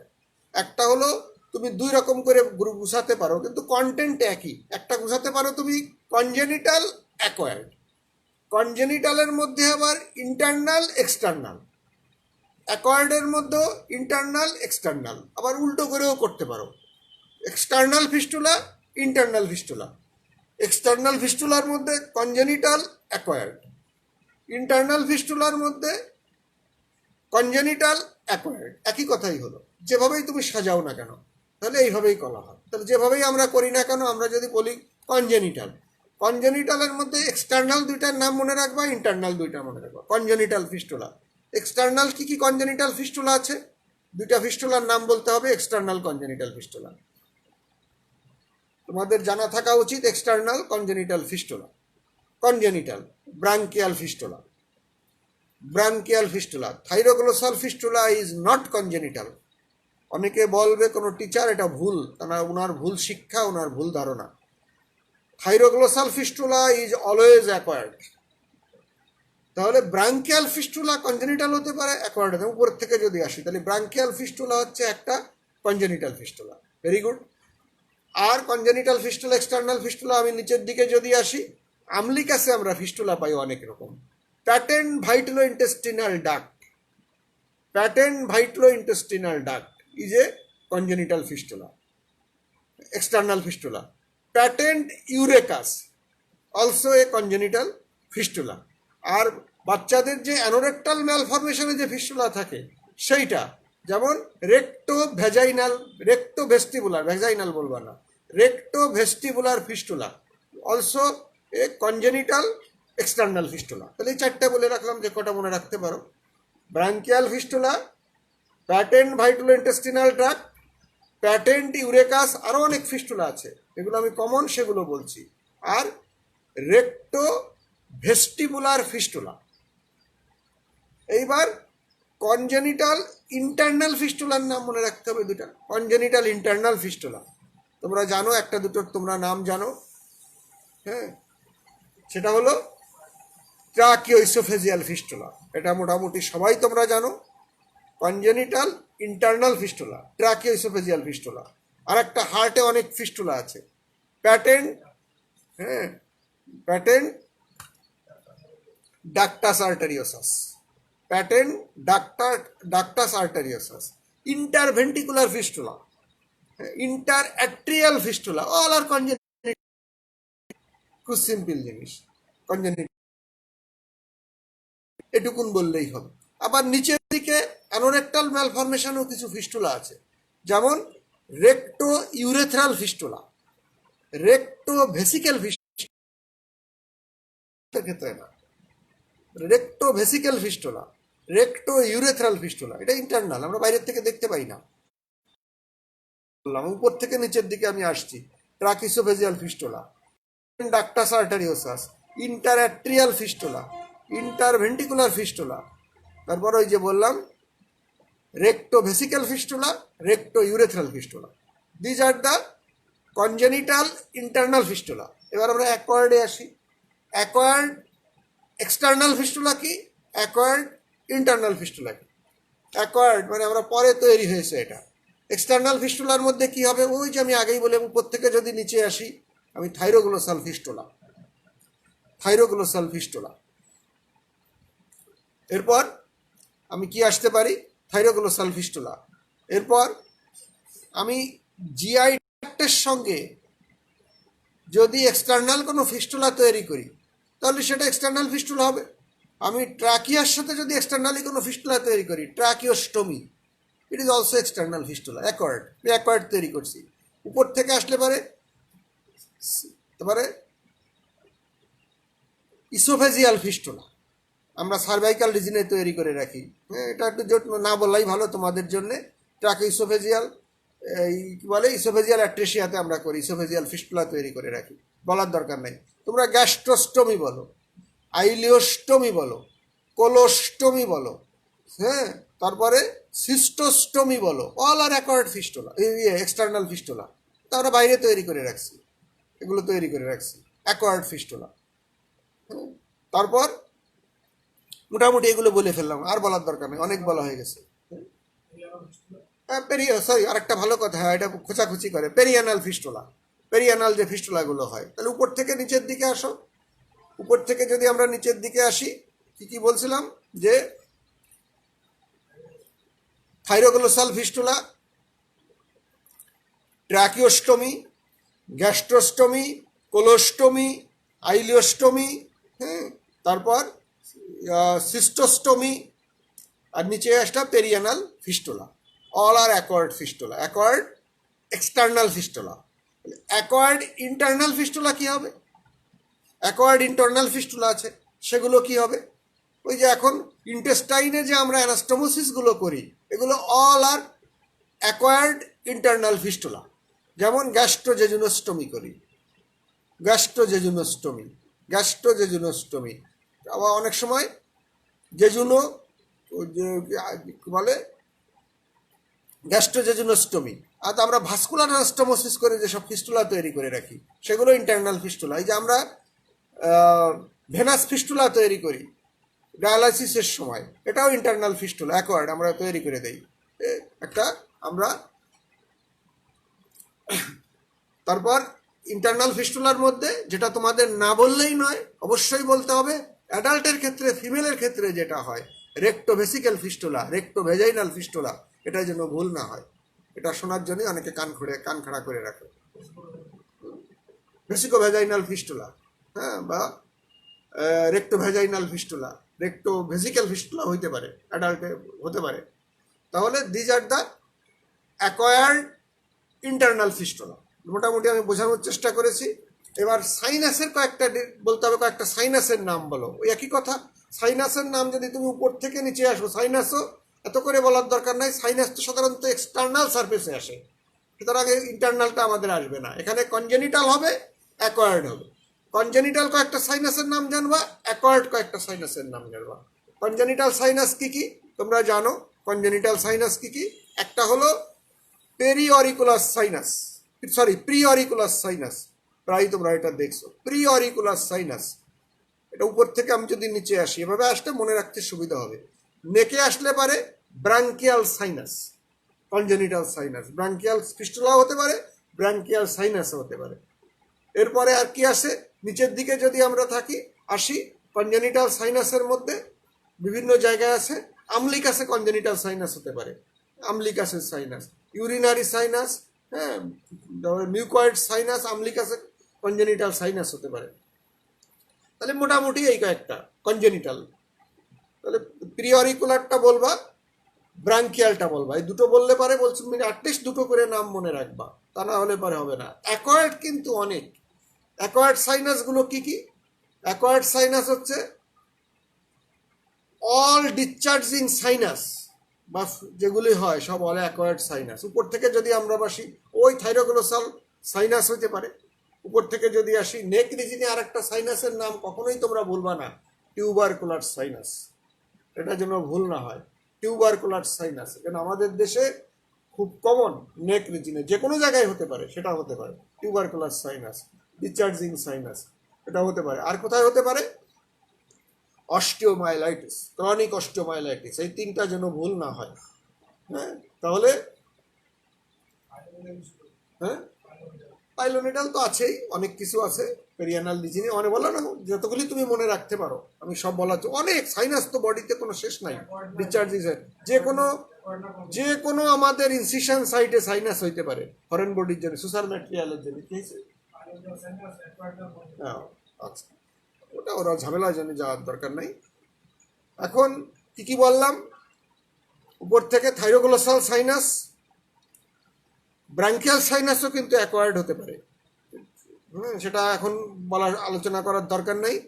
টিউবারকুলার সাইনাস, অস্টিওমাইলাইটিস, ক্রনিক অস্টিওমাইলাইটিসের সাইনাস হয়। আর একটা হয় যে পাইলোনিডাল সাইনাস। পাইলোনিডাল সাইনাস সহজে উচ্চারণ করবা না, এটা তোমাদের সাবজেক্ট না, এটা পোস্ট গ্রাজুয়েশনের সাবজেক্ট। এর নির্দিষ্ট প্যাথোলজি আছে, একটা ডিজিজ আছে। ইট ইজ অ্যান অ্যাকোয়ার্ড ডিজিজ। এর মেকানিজমটা একটু পিকুলিয়ার। এর মধ্যে যা পাওয়া যায়, হেয়ারগুলো উল্টো করে থাকে, আমি এটা নিয়ে বেশি আলোচনা করতে চাই না। এটা কোথায় হয়? এটা পাইলোনিডাল সাইনাস হয় বডির ফাড়োতে কিছু। তার মানে হচ্ছে এটা নির্ভর করে আবার বিভিন্ন কাজের উপর। নাপিতদের এক জায়গায় হয়, হ্যাঁ, ড্রাইভারদের এক জায়গায় হয়, এক একজনের এক এক জায়গায় হয়। তো কমনলি আমরা পাইলোনিডাল সাইনাস বলতে যেটা বোঝাই সেটা হচ্ছে গ্লুটিয়াল ফাড়োতে, গ্লুটিয়াল ক্লিভেজের মধ্যে হয়। আবার অনেক সময় নাপিতদের বারবারদের সের মধ্যে হয়, ফিঙ্গার ক্রিজের মধ্যে হতে পারে, হ্যাঁ, ডিজিট ক্রিজের মধ্যে, ওয়েবের মধ্যে হতে পারে। যাই হোক, এটা হচ্ছে অ্যাকোয়ার্ড সাইনাস। এটা নিয়ে শুনে রাখো, এটা নিয়ে বেশি সহজে এটা উচ্চারণ করতে চেষ্টা করবে না, পাইলোনিডাল সাইনাস, কেউ জিজ্ঞাসা না করলে। তাহলে আমি এটা বলে ফেললাম। এর পরের আরেকটা কোশ্চেন হচ্ছে আমাদের ডিফাইন হিমোরেজ, এটা নিয়ে আলোচনা করা হয়েছে। তাহলে হিমোরেজ হচ্ছে, বারবার আমি বলছি যে এটা বারবার এটাও কিন্তু তোমাদের বাঁচানোর একটা কোশ্চেন হিমোরেজ। কারণ ধরে নেওয়া হয় এসব প্রশ্ন তোমরা পড়ে গেছো, এগুলোর উত্তর না করতে পারলে খুব খারাপ হওয়ার সুবিধা হয়। যে গতদিন মোজাম্মেল স্যার তোমাদের বলল যে গল ব্লাডারে পাথর থাকলে কি বলে আর কমন বাইল ডাক্টে পাথর থাকলে কি বলে, এইসব উত্তর যদি না বলতে পারো, পাস তো দূরের কথা, তোমাদের পাস তো দূরের কথা, আমাদের ইজ্জত যায় পরীক্ষার হলে এক্সটার্নালের সামনে। যেটা বলতে পারছে না, এটা একটা সরকারি মেডিকেল কলেজের স্টুডেন্টরা এটা বলতে পারবে না, এটা আশা করা যায় না। প্রাইভেট মেডিকেলের কথা আলাদা, ওদের সাথে স্ট্যান্ডার্ডাইজেশন আমরা করি না কখনো। হ্যাঁ, যাই হোক, সুতরাং এই জিনিসগুলো খুব সেন্সিটিভ ইস্যু। হিমোরেজ কি বলছিলাম? Extravasation of blood is called haemorrhage. এটা ফুল মার্ক পাবে, 4 লাইন লেখার কোনো দরকার নেই। 4 লাইন লিখলে আর মার্ক কমে যাওয়ার সম্ভাবনা আছে উল্টো পাল্টা কথা বললে। সবাই একরকম না, কোনো কোনো টিচার আবার পছন্দ করে না অপ্রয়োজনীয় কথা। অনেক টিচার আছে এরকম পারফেকশনের টিচার। আমি আগেও তোমাদের বলেছি যে সবাই বলে, ইভেন আমাদের সিনিয়র টিচাররাও সেদিন ওই দেখলাম বলল যে বোথ ডোম অফ ডায়াফ্রাম। যেখানে একজন সার্জন এসেছিলেন, উনি ওই ডোমের জন্যই নাম্বার কেটে নিয়েছে। Both domes. তোমাকে যখন অস্মিতে 6-এর মধ্যে 6 দেওয়া হবে, তার মানে কি তুমি 100% কারেক্ট। কিন্তু বোথ ডোম লেখা যখন 100% কারেক্ট না, বোথ ডোমস অফ ডায়াফ্রাম। উনি ওর জন্য 1 মার্ক কেটে নিয়েছে। কিছু করার নাই, উনি ওনার জায়গার থেকে রাইট। উনি ঠিকই বলছে যে যে ডোম লিখলো আর একজন যদি ডোমস লেখে, তাহলে তার জন্য তার কি ক্রেডিট মার্ক আমরা দেবো? আর যে ডোম লিখে আগে 6 পেয়ে যায়, তাহলে তো তার প্রতি অবিচার করা হলো যে ডোমস লিখলো। হ্যাঁ, সুতরাং এটা কিন্তু অনেকে দেখে, সবাই খাতা দেখে না তা না। অনেকে পরীক্ষার আগে 5 মিনিটে 200 খাতা দেখে ফেলে, এটা আলাদা জিনিস। সবাই কিন্তু তা না, কেউ কেউ খাতা পড়ে আসে। দু একজন টিচার কিন্তু খাতা পড়ে আসে, যেমন ওয়াসি সাহেব ছিলেন, উনি খাতা পড়ে আসতেন, পরীক্ষার সময় খাতা পড়ে আসতেন। এবং আমি পরীক্ষার হলে গেলেও আমি খাতা পড়ে যাই। রিটেনের খাতা, 4 দিন পরীক্ষা, রিটেনের খাতা আমি পড়ে যাই, রিটেনের খাতা আমাদের কাছে থাকে। যাই হোক, সবাই একরকম না। What are the causes of reaction haemorrhage, আমি আজকে তেমন কিছু বলবো না, সেটা এইটুকুনির মধ্যে কজগুলো কিন্তু মনে রাখতে হবে। বারবার না মনে করলে কিন্তু এটা মনে থাকবে না। রিয়াকশনারি হিমোরেজ বলেছিলাম যে it is the haemorrhage within 24 hours of injury. 24 hours of injury, অনেকেই লেখো 24 আওয়ার্স অফ প্রাইমারি হিমোরেজ, তা না, 24 আওয়ার্স অফ ইনজুরি। কজগুলো কি বলছিলাম? রিফ্লেক্স ভ্যাসোডাইলেটেশন, হ্যাঁ, বা রিফ্লেক্স ভ্যাসোকনস্ট্রিকশন হয়, তাহলে রিফ্লেক্স ভ্যাসোডাইলেটেশন শব্দটা হবে না। তারপরে হচ্ছে কি বলবে? বলা হয় যে রিকভারি ফ্রম রিফ্লেক্স ভ্যাসোকনস্ট্রিকশন, হ্যাঁ, রিকভারি ফ্রম শক। প্রথমটা হবে রিলিফ, সরি রিকভারি না, রিলিফ অফ রিফ্লেক্স ভ্যাসোকনস্ট্রিকশন, যেটা ইঞ্জুরির সময় প্রথমে হয়েছিল সেটা রিলিফ হয়ে যায়। তারপরে রিকভারি ফ্রম শক, তারপর ডিসলজমেন্ট অফ দ্য ক্লট, আর একটা কি বলেছিলাম যে স্লিপেজ অফ লাইগেচার। এইটাই কটাই বোধহয় বলেছিলাম।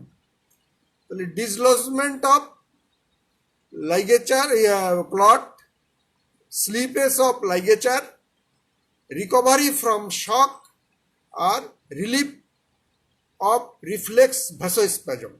এই কয়টা কারণের জন্যে রিয়াকশনারি হিমোরেজ হয়। কোথায় কোথায় হয় আগেও বলেছি যে উপরে দুটো নিচে দুটো মনে রাখার জন্য উইথ সার্কামসিশন।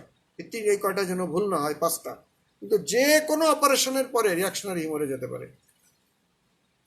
প্রোস্টেট অপারেশনের পর স্পেশালি তোমাদের ম্যানেজমেন্ট জিজ্ঞাসা করা হবে, আমি আগেও আলোচনা করেছি এটা নিয়ে। Repair of duodenal ulcer perforation, এটা হচ্ছে অপারেটিভ সার্জারির থেকে। রিপেয়ার অফ ডিউডেনাল, সেখানে আমি স্টেপগুলো বলে যাব। Repair of duodenal ulcer perforation, এখানে তো সরাসরি তোমাকে অপারেশনের কথা জিজ্ঞাসা করছে, এর সঙ্গে আরও কিছু জিজ্ঞাসা করা হবে ম্যানেজমেন্টটা, ডিউডেনাল আলসার পারফোরেশনের ম্যানেজমেন্ট কি। স্টেপগুলো জেনে রাখবা। প্রথমে হলো resuscitation, duodenal ulcer resuscitation, repair of mostly repairing operation লাগে, রিসাসিটেশন করবা ফলোড বাই ল্যাপারোটমি, তারা যেন ভুল না হয়। রিসাসিটেশনে কী হয় করা হয় আমরা জানি, সেগুলো বলে যাবা, আমরা এটা আবার আসবে, আবার আলোচনা করব। Followed by laparotomy. ল্যাপারোটমিতে আমরা কি করি, প্রথমে হলো ইনসিশন। কি ইনসিশন দিব না পরে বলছি, ওটা ল্যাপারোটমি টয়লেটিং ওটা একসঙ্গে। ল্যাপারোটমি করেই তো, ল্যাপারোটমির স্টেজ হচ্ছে টয়লেটিং, হ্যাঁ ল্যাপারোটমির স্টেজ হচ্ছে টয়লেটিং। আচ্ছা, স্টেপগুলো তাহলে ল্যাপারোটমিতে আমরা ইনসিশন দেবো কি, আপার মিড লাইন ইনসিশন, আমরা এই ইনসিশন দেবো। তখন জিজ্ঞাসা করা হবে এই ইনসিশনে কী কী স্ট্রাকচার তুমি মিট করবে। এটা আগের বার বলি নাই, আমি এটা পরিষ্কার করে যাচ্ছি এখন। Skin, subcutaneous tissue, skin subcutaneous tissue. এরপরে কি, এরপরে আসবে লিনিয়া অ্যালবা। লিনিয়া অ্যালবা, লিনিয়া অ্যালবা কি দিয়ে তৈরি হয়, ডিকাসেটিং ফাইবার অফ রেক্টাস সিট, দুই পাশের রেক্টাস সিটের ডিকাসেটিং ফাইবারগুলো দিয়ে লিনিয়া অ্যালবা তৈরি হবে। আচ্ছা, তারপরে আমরা কি যেসব লেয়ার থাকে তাই, সেটা কি fascia transversalis, extra peritoneal fatty tissue, parietal peritoneum. তাহলে এই লেয়ারগুলো, এটা আমরা সবগুলোই একবার ইনসিশন দিয়ে ওপেন করে ফেলি, এই একবার ইনসিশন। অথবা আমরা আপ টু দ্য পেরিটোনিয়াম পর্যন্ত একটা ইনসিশন দেই, তারপরে পেরিটোনিয়ামকে আমরা সতর্কভাবে এক্সপ্লোর করি। তাহলে কি skin, subcutaneous tissue, linea alba and then fascia transversalis and peritoneum, এগুলো আমরা একই লাইনে সবগুলো স্ট্রাকচার আমরা কাটি, সবগুলো স্ট্রাকচার আমরা কেটে ঢুকি। এখানে কোনোটা স্প্লিট করার কোনো ব্যাপার নাই, রিট্রাক্ট করার ব্যাপার নাই, সব কিছু আমরা কেটে ঢুকি। তাহলে ল্যাপারোটমি করলাম। ল্যাপারোটমি করার পর আমাদের কি করতে হবে, এখানে প্রথমেই যেটা করতে হবে, ডায়াগনোসিস কনফার্ম করতে হয়। ডায়াগনোসিস কি দিয়ে কনফার্ম করি আমরা, ইনিশিয়ালি কনফার্ম করি যে গ্যাস বের হয়ে আসে, হ্যাঁ ইভাকুয়েশন অফ গ্যাস, হঠাৎ করে হুক করে গ্যাস বের হয়ে আসে, অথবা peritoneal cavity full with exudate, নাকি এক্সুডেট অ্যান্ড ইফ্লুয়েন্ট, ইফ্লুয়েন্ট ডিউডেনামের যে ইফ্লুয়েন্ট সেটা অ্যান্ড এক্সুডেট দিয়ে পেরিটোনিয়াল ক্যাভিটিটা ভর্তি থাকে। ইফ্লুয়েন্ট ডিউডেনাল যে কন্টেন্ট ছিল সে ইফ্লুয়েন্ট অ্যান্ড এক্সুডেট দিয়ে ভর্তি থাকে, হ্যাঁ তা আর হলো গ্যাস বেরোয় আসবে। এরপর আমরা আইসোলেট করব দ্য পারফোরেশন, পারফোরেশনটাকে আমরা আইসোলেট করব। কিভাবে প্যাক ব্যবহার করতে হয় বইতে কিন্তু সুন্দর করে দেওয়া আছে, কয়টা প্যাক ব্যবহার করতে হয়। একটা লিভারে ব্যবহার করতে হয়, হ্যাঁ একটা ডিউডেনামে ব্যবহার করতে হয়, একটা ট্রান্সভার্স কোলনে ব্যবহার করতে হয়, তিনটা মপ ব্যবহার করতে হয়। যাই হোক, তাহলে কি হলো, আমরা ল্যাপারোটমি করব through upper mid line incision, then ডায়াগনোসিসটা কনফার্ম করব, আইসোলেট করব in the duodenum, first part of the ডিউডেনামকে আমরা আইসোলেট করব। আইসোলেট করার পর আমরা সাকশন দিয়ে, সাকশন আগেই বলো, প্রথমেই বলো ভুল বলছি আমি, ল্যাপারোটমি, ডায়াগনোসিস কনফার্ম করো, এরপর সাকশন অফ দ্য ইফ্লুয়েন্ট, পেটের মধ্যে যত ইফ্লুয়েন্ট আছে এগুলো সাকশন দিয়ে বের করো। এবার isolation of the perforation, isolation করতে হবে। এরপরে রিপেয়ার করতে হবে।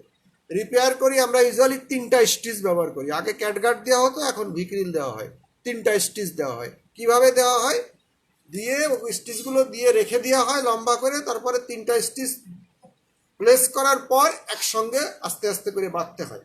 একটা বেঁধে আর একটা দিতে গেলে আমরা মার্জিনগুলো খুঁজে পাবো না, ইউনিফর্মলি খুঁজে পাবো না, এই জন্য তিনটি স্টিচ আগে তুলে রাখতে হয়, পরে বাঁধতে হয়।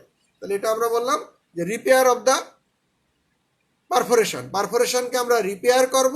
এরপরে প্যাচ দেবো কিনা, ওমেন্টাল প্যাচ দেবো কিনা, এটা সাবজেক্টিভ চয়েস, কেউ ওমেন্টাল প্যাচ দেয়, কেউ দেয় না, হ্যাঁ তো বলবা যে repair of the perforation with or without omental patch, omentum ওখানে নিয়ে রেখে দেওয়া হয়, প্যাচ নিয়ে ওই স্টিচের মাঝখানে।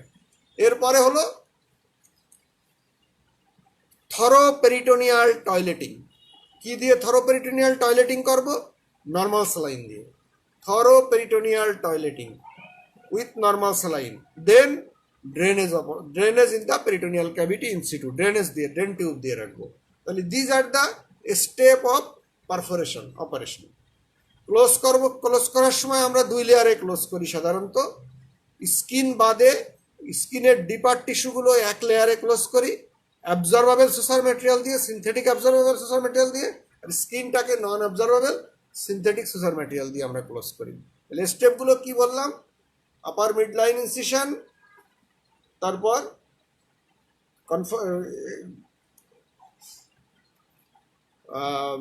কনফার্মেশন অফ ডায়াগনোসিস বা থরোপেরিটোনিয়াল এক্সামিনেশন, একটা আমরা যেটা করি থরোপেরিটোনিয়াল এক্সামিনেশন করি বা confirmation of the diagnosis, evacuation of the effluent বা suction of the effluent, isolation of the first part of the duodenum, repair of the perforation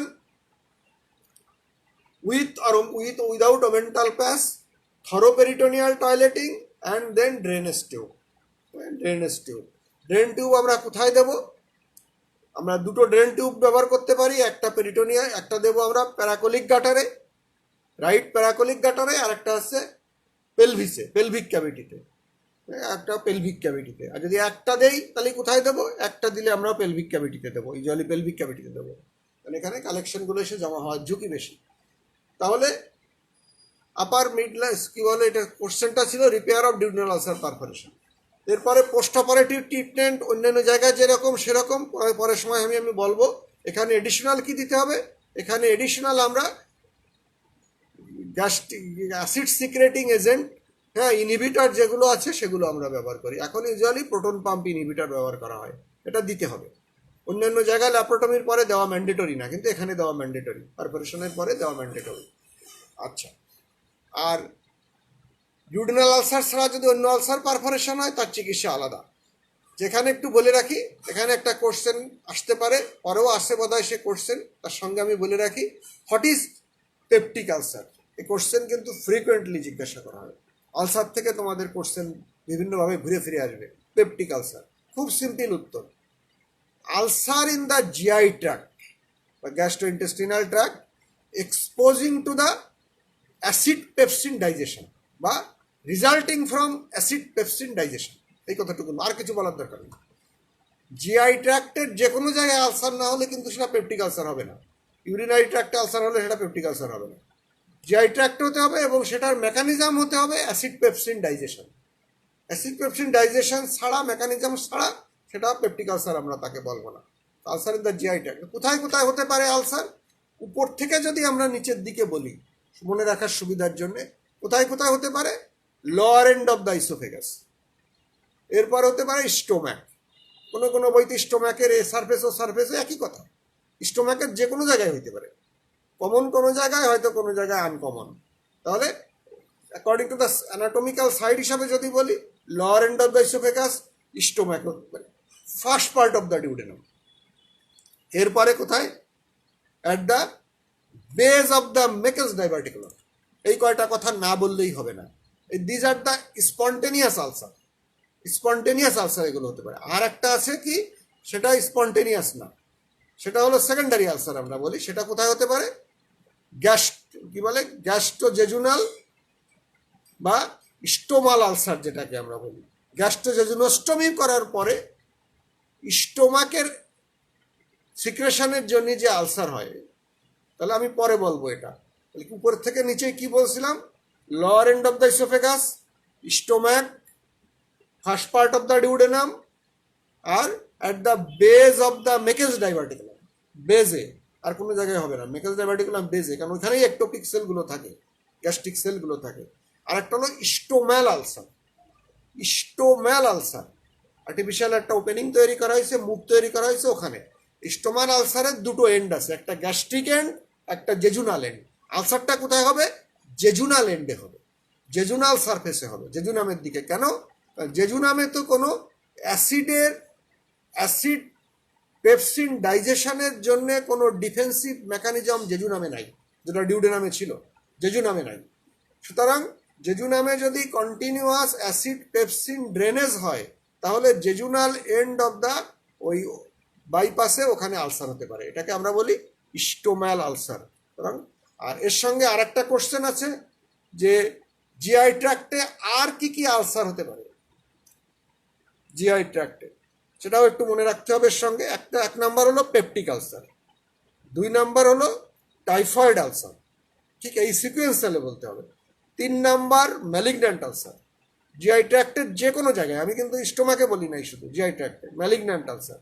এরপরে টিউবারকুলার আলসার। এরপরে আরো কতগুলো লেস কমন আলসার আছে সার্জারির জন্য, সেটা হলো কি অ্যামিবিক আলসার হতে পারে।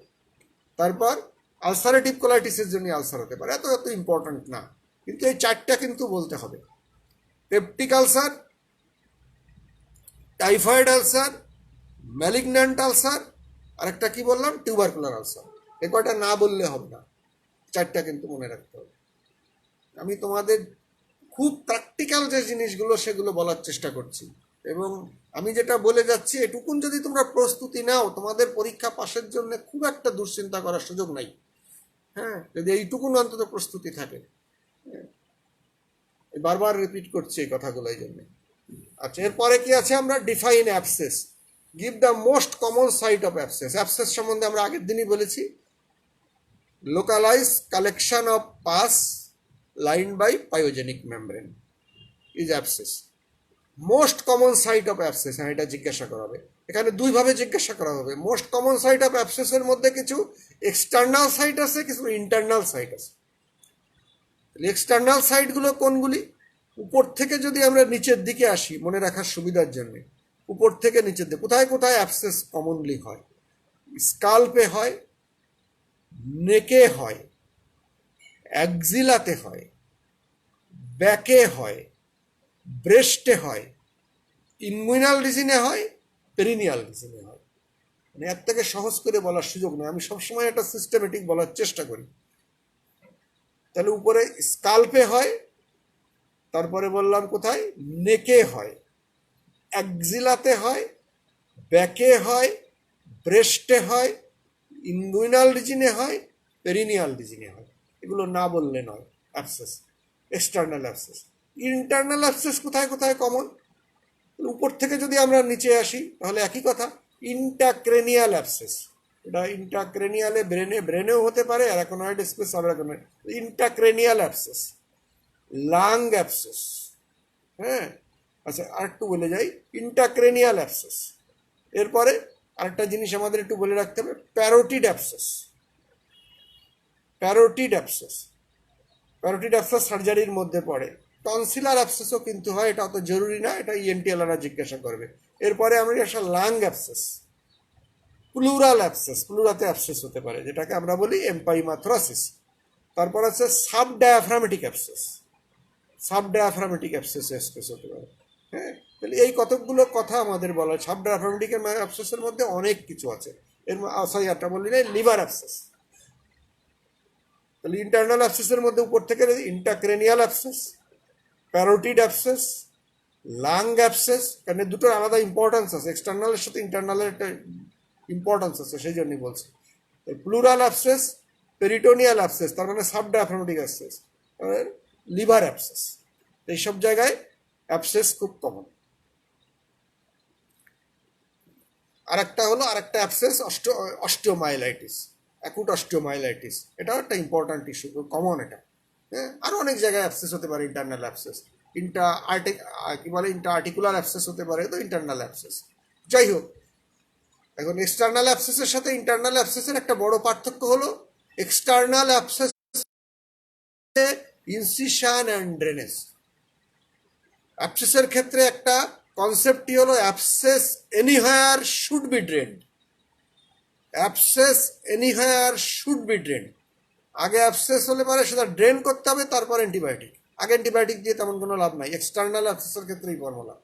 আর ইন্টারনাল অ্যাবসেসের ক্ষেত্রে ভাইটাল অর্গানে যদি অ্যাবসেস হয়, যেমন ব্রেনে যদি অ্যাবসেস হয়, লাংসে যদি অ্যাবসেস হয়, লিভারে যদি অ্যাবসেস হয়, তাহলে বা পেরিকার্ডিয়ামে যদি অ্যাবসেস হয়, সেসব জায়গায় আগে আমরা অ্যান্টিবায়োটিক দিয়ে চেষ্টা করি। অ্যান্টিবায়োটিক দিয়ে চেষ্টা করি যে আমরা এটা কিওর করতে পারি কিনা। যদি অ্যান্টিবায়োটিকের চিকিৎসায় রেসপন্ড না করে তাহলে সেখানে অপারেশন, আগে অপারেশন না। কিন্তু এক্সটার্নাল অ্যাবসেসের ক্ষেত্রে আগে অপারেশন পরে অ্যান্টিবায়োটিক, আর এখানে আগে অ্যান্টিবায়োটিক পরে প্রয়োজন হলে অপারেশন, এটা যেন খেয়াল থাকে। এটাই এক্সটার্নাল অ্যাবসেসের সাথে ইন্টারনাল অ্যাবসেসের পার্থক্য। এখন জিজ্ঞাসা করা হবে অ্যাবসেস কাদের বেশি হয়। ডেফিনেটলি যারা মোর হেয়ারি, মোর ইমিউনো কম্প্রোমাইজড। ইমিউনো কম্প্রোমাইজ কথাটা বারবার আসবে। হেয়ারি যারা, হেয়ারি সাইডগুলোতে অ্যাবসেস, ওই যে বললাম স্কাল্পে হয়, নেপ অফ দ্য নেকে হয়, অ্যাক্সিলাতে হয়, ইনগুইনাল রিজিনে হয়, হেয়ারি এরিয়াগুলোতে অ্যাবসেস বেশি হয়। আর মোর ইমিউনো কম্প্রোমাইজ যারা, ডায়াবেটিক, হ্যাঁ, তারপর ম্যালনারিস্ট, যারা কেমোথেরাপিউটিক এজেন্টে আছে বা রেডিওথেরাপিতে আছে, যারা যাদের এইডস আছে, যা পোস্ট মিজেলসের ক্ষেত্রে মানে ইমিউনো কম্প্রোমাইজ যেখানেই হবে সেখানে অ্যাবসেস হওয়ার ঝুঁকি বেশি। আচ্ছা, তাহলে এটা আমরা গেলাম বেরোয়। টাইপস অফ অ্যাপেন্ডিসেক্টমি, এটা অলরেডি আমরা আলোচনা করেছি। হ্যাঁ, টাইপস অফ অ্যাপেন্ডিসেক্টমি কি জিনিস আমরা অ্যাপেন্ডিসাইটিসের টাইপ হিসাব বলেছি। অ্যাপেন্ডিসেক্টমি, অ্যাপেন্ডিসেক্টমি খুব সিম্পল, দুইভাবে করা যায়। একটা হলো ওপেন অ্যাপেন্ডিসেক্টমি, আর একটা হচ্ছে ল্যাপারোস্কোপিক অ্যাপেন্ডিসেক্টমি। আর একটা হচ্ছে অ্যাপেন্ডিসেক্টমির ক্লাসিফিকেশন আগে ছিল, এখন এটা আর ইম্পর্ট্যান্ট না। সেটা হচ্ছে ইমার্জেন্সি অ্যাপেন্ডিসেক্টমি, ইন্টারভেল অ্যাপেন্ডিসেক্টমি, আর একটা হচ্ছে ইনসিডেন্টাল অ্যাপেন্ডিসেক্টমি। এই ইনসিডেন্টাল অ্যাপেন্ডিসেক্টমি এখন ডিসকারেজ করা হচ্ছে। তারপরে জেনে রেখো, তাহলে অ্যাপেন্ডিসেক্টমি আমরা অ্যাকর্ডিং টু দ্য প্রসিডিওর একটা, according to the time of excision অনুযায়ী, এখন টাইম অফ এক্সিশন অনুযায়ী হচ্ছে যখন অ্যাকুট অ্যাপেন্ডিসাইটিস হয় তখন যদি আমরা অ্যাপেন্ডিসেক্টমি করি তাকে বলি আমরা ইমার্জেন্সি অ্যাপেন্ডিসেক্টমি। আর অ্যাকুট ইনফ্লামেশন সাবসাইড করে যাওয়ার পর রুটিনলি যদি আমরা অ্যাপেন্ডিসেক্টমি করি তাহলে সেটাকে বলে আমরা ইন্টারভেল অ্যাপেন্ডিসেক্টমি। আর অন্য কোনো অপারেশনের সময় অ্যাপেন্ডিক্স আমাদের হাতের কাছে আসলো, আমরা অ্যাপেন্ডিক্স করে দিলাম, অ্যাপেন্ডিক্সে কোনো প্যাথোলজি আগে ছিল না, এখনো নাই, সেটাকে বলি আমরা ইনসিডেন্টাল অ্যাপেন্ডিসেক্টমি। এগুলো আজকাল ডিসকারেজ করা হয়। আর অ্যাকর্ডিং টু দ্য প্রসিডিওর অনুযায়ী ওপেন অ্যাপেন্ডিসেক্টমি, ল্যাপারোস্কোপিক অ্যাপেন্ডিসেক্টমি। এটা নিয়ে বেশি ডিটেলস তোমাদের জানার দরকার নাই, তোমাদের জিজ্ঞাসা করবে না, জিজ্ঞাসা করবে অ্যাপেন্ডিসেক্টমির স্টেপগুলো কতদিন আমি বলছি। এখন আমি আর রিপিট করতে চাচ্ছি না। রিপিট যেটা করবো সেটা হলো কি কি স্ট্রাকচার কাটা হয়, এর সঙ্গে একটা কোশ্চেন আছে।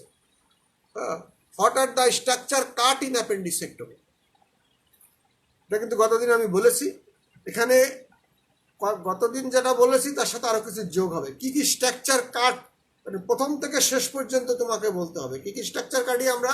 স্কিন কাটি, সাবকিউটেনিয়াস টিস্যু কাটি, তারপর aponeurosis of the external oblique muscle, external oblique মাসেলকে আমরা অ্যাপোনিউরোসিসটাকে কাটি, তারপরে পেরিটোনিয়ামকে কাটি, তারপরে ভেসেলটাকে কাটি, অ্যাপেন্ডিকুলার ভেসেলটাকে কাটি, মেজো অ্যাপেন্ডিক্সকে কাটি, ফাইনালি অ্যাপেন্ডিক্সকে কাটি। এত কিছু আমরা কাটি।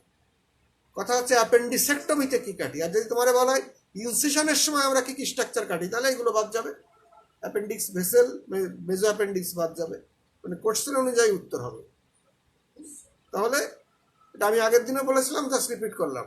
কোশ্চেন আছে which is the suggestive anaesthesia for appendicectomy. এই যে কোশ্চেনটা এক কথায় জেনারেল অ্যানেস্থেশিয়া, আর কোনো কথায় যাবে না, general anaesthesia, ideal anaesthesia, general anaesthesia, কিছুতে যাওয়া দরকার। তাহলে ক্যাটামিন দিয়ে করা যাবে না, ক্যাটামিন দিয়েও করা যাবে না, ক্যাটামিন দিয়ে মাসেল রিল্যাক্সেশন হয় না। আইডিয়াল প্র্যাকটিস কে কি করে পয়সা বাঁচানোর জন্য, বেশি লাভ করার জন্য, it is not the practice. International medical সায়েন্সের ভাষা, ইট ইজ ইন্টারন্যাশনাল ল্যাঙ্গুয়েজ। তুমি যা বলবা না আফ্রিকার বনেও যেন সে বুঝতে পারে তুমি যে কি করছো। নিজের মতো করে কিছু করা যাবে না। This is the principle of medicine. Define sinus and fistula, এটা অলরেডি আমি বলে ফেলেছি। সাইনাস ফিস্টুলা আমি আর রিপিট করবো না। এর পরের যে পার্টটা আছে ইট ইজ খুব ইম্পর্ট্যান্ট। এই কোশ্চেনটা তোমাদের পাস করার জন্যে, কেন এর একটু অনেক বড় উত্তর, এবং এটা যদি তোমরা সুন্দর করে বলতে পারো তাহলে কিছু কিছু টিচার, বিশেষ করে এখনো ইসরাইল স্যার প্রায় ক্লাসে আসে, পরীক্ষা নিতে আসে, উনি গুনে গুনে জিজ্ঞাসা করবে তোমাকে যে 8টা কজ বলো, স্যারের পড়ানোর ধরন ছিল এরকম ছিল। আমি ওনার স্টুডেন্ট না, আমি শুনেছি উনি কোনো কোনো জিনিস এভাবে শেখাতো যে 8টা ক্লাসে উনি মুখস্থ করাতো। আইডিয়াল স্টাম্প কি বলে, অ্যাম্পুটেশন স্টাম্পের ক্রাইটেরিয়া কি, এই 6টা তোমাকে বলতেই হবে মাস্ট, এরকম উনি শেখাতো। তার মধ্যে এইগুলি এরকম পারসিস্টেন্স অফ ফিস্টুলা, খুব সহজ, তোমরা একটু বলার, আমি লেকচার ক্লাসের আগে বলেছি খুব সহজ বোঝানোর জন্য, বুঝে পড়লে পারে মুখস্থ করার দরকার হবে না। 1 নাম্বার হচ্ছে inadequate or non dependent drainage, মানে তোমার ড্রেনেজ অফ অ্যাবসেস, কোনো অ্যাবসেসকে যদি তুমি পুরোপুরি ড্রেন না করো অথবা নন ডিপেন্ডেন্ট ইনসিশন দাও, তাহলে ওর মধ্যে সবসময় কিছু সিক্রেশন জমা হয়ে থাকবে, এক্সুডেট জমা, সিক্রেশন তো না এক্সুডেট জমা হয়ে থাকবে। তাহলে কি বললাম, inadequate or non dependent drainage of abscess 1 নম্বর। 2 নম্বর হচ্ছে যেটা তোমাকে পরপর তোমাকে বলতে হবে, সেটা হলো persistence of fistula. Foreign body যদি ড্রেনেজের মধ্যে ডেড টিস্যু আর ফরেন বডি যদি থেকে যায়, মনে করো তুমি একটা অপারেশন করলে সেখানে যদি বোন থেকে যায়, ডেড বোন থেকে যায়, অ্যাভাস্কুলার বোন থেকে যায়, অথবা কোনো সুসার ম্যাটেরিয়াল থেকে যায়, অথবা কোনো ড্রেন টিউবের খুলে ফেললে কিছু অংশ থেকে যায়, কোনো ফরেন বডি যদি ওখানে থেকে যায়, dead tissue is foreign to our body. আমাদের বডিতে ডেড টিস্যু যত সময় লিভিং থাকবে ইট ইজ নট ফরেন, যদি এটা ডেড হয়ে যাবে তখন এটা ফরেন। সুতরাং dead tissue or foreign body, হ্যাঁ, যদি থেকে যায়, written dead tissue or foreign body যদি থেকে যায়। আচ্ছা, এরপরে হচ্ছে সুসার ম্যাটেরিয়াল, হ্যাঁ, নন অবজারভেবল বা অবজারভেবল যায় না, সুসার ম্যাটেরিয়াল, রিটেইনড সুসার ম্যাটেরিয়াল, সুসার ম্যাটেরিয়াল যদি ওই মধ্যে থেকে যায়, রিটেইনড সুসার ম্যাটেরিয়াল। এরপরে হচ্ছে ডিস্টাল অবস্ট্রাকশন। একটা ন্যাচারাল প্যাসেজে যদি তুমি অপারেশন করো, সেখানে ডিস্টালি যদি অবস্ট্রাকশন হয়, তাহলে তার প্রক্সিমালি একটা, যদি কোনো ইনসিশন বা ইনজুরি হয়ে থাকে, সেখানে অ্যাবনর্মাল একটা পথ তৈরি হবে, যেমন পেরিয়ানাল অ্যাবসেস। কিরকম, অ্যানাসের ডিস্টালি একটা স্ফিংটার আছে, এর প্রক্সিমালি যদি কোনো অ্যাবসেস ড্রেন করে বা তুমি ইনজুরি করো, তাহলে ওই স্ফিংটার তো সবসময় ওটাকে ক্লোজ করে রাখে। আর ওই যে জায়গা তুমি ইনজুরি করছো ওখানে তো কোনো স্ফিংটার নাই, ওখানে কোনো রেজিস্ট্যান্স নাই, ওখান দিয়ে আসতে থাকবে। এমনি পেরিয়ানাল ফিস্টুলার ক্ষেত্রে একটা করে ডিস্টাল অবস্ট্রাকশন। অথবা যদি কোনো বিলিয়ারি ট্রিতে, তুমি বিলিয়ারি ট্রিতে যদি স্ট্রিকচার হয়ে যায় বা তুমি যদি বিলিয়ারি ট্রি ভুল করে বেঁধে দিয়ে রেখে আসো, তাহলে তার প্রক্সিমালি একটা বাইল ফিস্টুলা তৈরি হয়ে যাবে। তাহলে ডিস্টাল অবস্ট্রাকশন, যে কোনো চ্যানেলের যদি ডিস্টালি তুমি অবস্ট্রাক্ট করে রাখো, তার প্রক্সিমালি ফিস্টুলা হয়ে যাবে, তাহলে ডিস্টাল অবস্ট্রাকশন। এরপরে আছে কি, কিছু ইনফেকশন আছে, যে ইনফেকশনের জন্য তোমার ফিস্টুলা হওয়ার ঝুঁকি থাকবে, ক্রনিক ইনফেকশন, যেমন টিউবারক্লোসিস, অ্যাক্টিনোমাইকোসিস, এইগুলোর জন্যে ইনফেকশন হলে ফিস্টুলা হওয়ার ঝুঁকি থাকবে। এরপর হচ্ছে এপিথেলিয়ালাইজেশন অফ দ্য ট্র্যাক্ট, যেখানে তুমি অপারেশন করছো সেই ট্র্যাকের মধ্যে যদি সারফেস বা ভিতরের এপিথেলিয়াল লাইনিংয়ের মধ্যে একটা অ্যাবনর্মাল কমিউনিকেশন হয়ে যায়, এপিথেলিয়ালাইজ ট্র্যাক্ট কখনো এমনি এমনি বন্ধ হবে না। এপিথেলিয়ালাইজ ট্র্যাক্ট, এর কথাটা হচ্ছে এপিথেলিয়ালাইজেশন, এপিথেলিয়ালাইজড হোক আর এন্ডোথেলিয়াম তো এক ধরনের এপিথেলিয়াম, তাহলে এপিথেলিয়ালাইজেশন অফ দ্য ট্র্যাক্ট। তারপর হচ্ছে অ্যাবনর্মাল, হ্যাঁ, আচ্ছা, আপনার গ্র্যানুলেশন টিস্যু বলা, টিউবারক্লোসিস অফ দ্য ট্র্যাক্ট যদি হয়, টিউবারক্লোসিস, কোনো টিউবারকুলার লিশনে যদি তুমি অপারেশন করো, তাহলে ওখানে যদি ওই ট্র্যাক্টের মধ্যে অপারেশনের জায়গায় টিউবারকুলার সেল বা টিউবারক্লোসিস যদি ওখানে ক্লোনাইজ করে, তাহলে ওটা ফিস্টুলা হয়ে যাবে, তাহলে টিউবারক্লোসিস অফ দ্য ট্র্যাক্ট। আরটা আছে নিওপ্লাস্টিক ইনভেশন, ওই ট্র্যাক্টের মধ্যে যদি ম্যালিগন্যান্ট সেল ইনভেড করে, তাহলেও সেটা বন্ধ হবে না। আরেকটা শব্দ আছে সিকাট্রাইজেশন অফ দ্য ট্র্যাক্ট, এটা একটু অন্য জিনিস। সিকাট্রাইজেশন মানে যে যেখানে তুমি ইনজুরি করছো ওর দুই দিকে ওই লিশানের বা ওই ইনজুরি সাইটের দুই দিকে যদি বোন থাকে, সেই বোনের সাথে ওই টিস্যুটা ফিক্স হয়ে যাবে, ওরা একটার সাথে একটা মিশতে পারবে না। এটা স্ট্রাকচারের ঠিক উল্টো। এই টিস্যুটা ফিক্স হয়ে যাবে বোনের সাথে, বোনকে তো আর টেনে আনতে পারবে না উন কন্ট্রাকশনে। এটা বলে সিকাট্রাইজেশন, বাইরের দিকে টেনে রাখবে। তাহলে আমি কি কি বললাম, আরও আছে। এগুলো হচ্ছে লোকাল কজ। এর বাইরে আর কিছু সিস্টেমিক কজ আছে। ওই যে সিস্টেমিক কজের মধ্যে কি, যদি কারোর ইমিউনো কম্প্রোমাইজড পেশেন্ট হয়, তাহলেও কিন্তু তার chance of fistula is high. একসাথে আমি বলে গেলাম ইমিউনো কম্প্রোমাইজ যতগুলো কন্ডিশন আছে। তাহলে কি কি বললাম, পারসিস্টেন্স অফ ফিস্টুলা, একটা হচ্ছে inadequate or non dependent drainage of the abscess, foreign body or dead tissue, তারপর হচ্ছে রিটেন সুসার ম্যাটেরিয়াল, তারপরে বলছি epithelialisation of the tract, distal obstruction, হ্যাঁ যদি হয়, তারপর বলছি কিছু ইনফেকশনের কথা বলছি, সেটার জন্য টিউবারক্লোসিস হলে বা অ্যাক্টিনোমাইকোসিস হলে, এপিথেলিয়ালাইজেশন অফ দ্য ট্রাক যদি হয়, আগেই বোধহয় বলে ফেলছি, নিওপ্লাস্টিক ইনভেশন যদি হয়, সিকাট্রাইজেশন অফ দ্য ট্রাক। মোটামুটি আমি সব বলে ফেলছি। আচ্ছা, আরেকটা আছে ইরিটেটিং সিক্রেশন। যদি ইয়ে দিয়ে ইরিটেটিং সিক্রেশন, যেমন কোনো ট্রাক দিয়ে যদি, যেখানে তুমি ইনজুরি করছো বা অ্যাবসেস ড্রেন করছো, সেখান দিয়ে যদি ফিকাল ম্যাটার আসে, সেখানে দিয়ে যদি গ্যাস্ট্রিক জুস আসে, সেখান দিয়ে যদি বাইল আসে, এটাও হিলিং হতে দেবে না। এটা ভেরি গুড। এটা আরও আগে বলতে হবে, 5-6 নম্বরে বলে দেখবা যে ডিসচার্জ অফ ইরিটেটিং ডিসচার্জ, এক কথা ইরিটেটিং ডিসচার্জ। উপর থেকে নিচের দিকে আসলে পারে আমরা ইরিটেটিং ডিসচার্জের মধ্যে বলবো গ্যাস্ট্রিক জুস, তারপর আছে বাইল, ফিকাল ম্যাটার, ইউরিন, এগুলো ইরিটেটিং যদি আসে তাহলে এটা ফিস্টুলা পারসিস্ট করবে। এইভাবে তোমাকে মনে হয়, বুঝে পড়লে কিন্তু কঠিন না, মুখস্থ করতে গেলে মনে থাকবে না একটা দুটোর বেশি, একটু বুঝে পড়তে হবে। এরপর একটা সিম্পল একটা জিনিস আছে, হার্নিওগ্রাফি, হার্নিওপ্লাস্টি।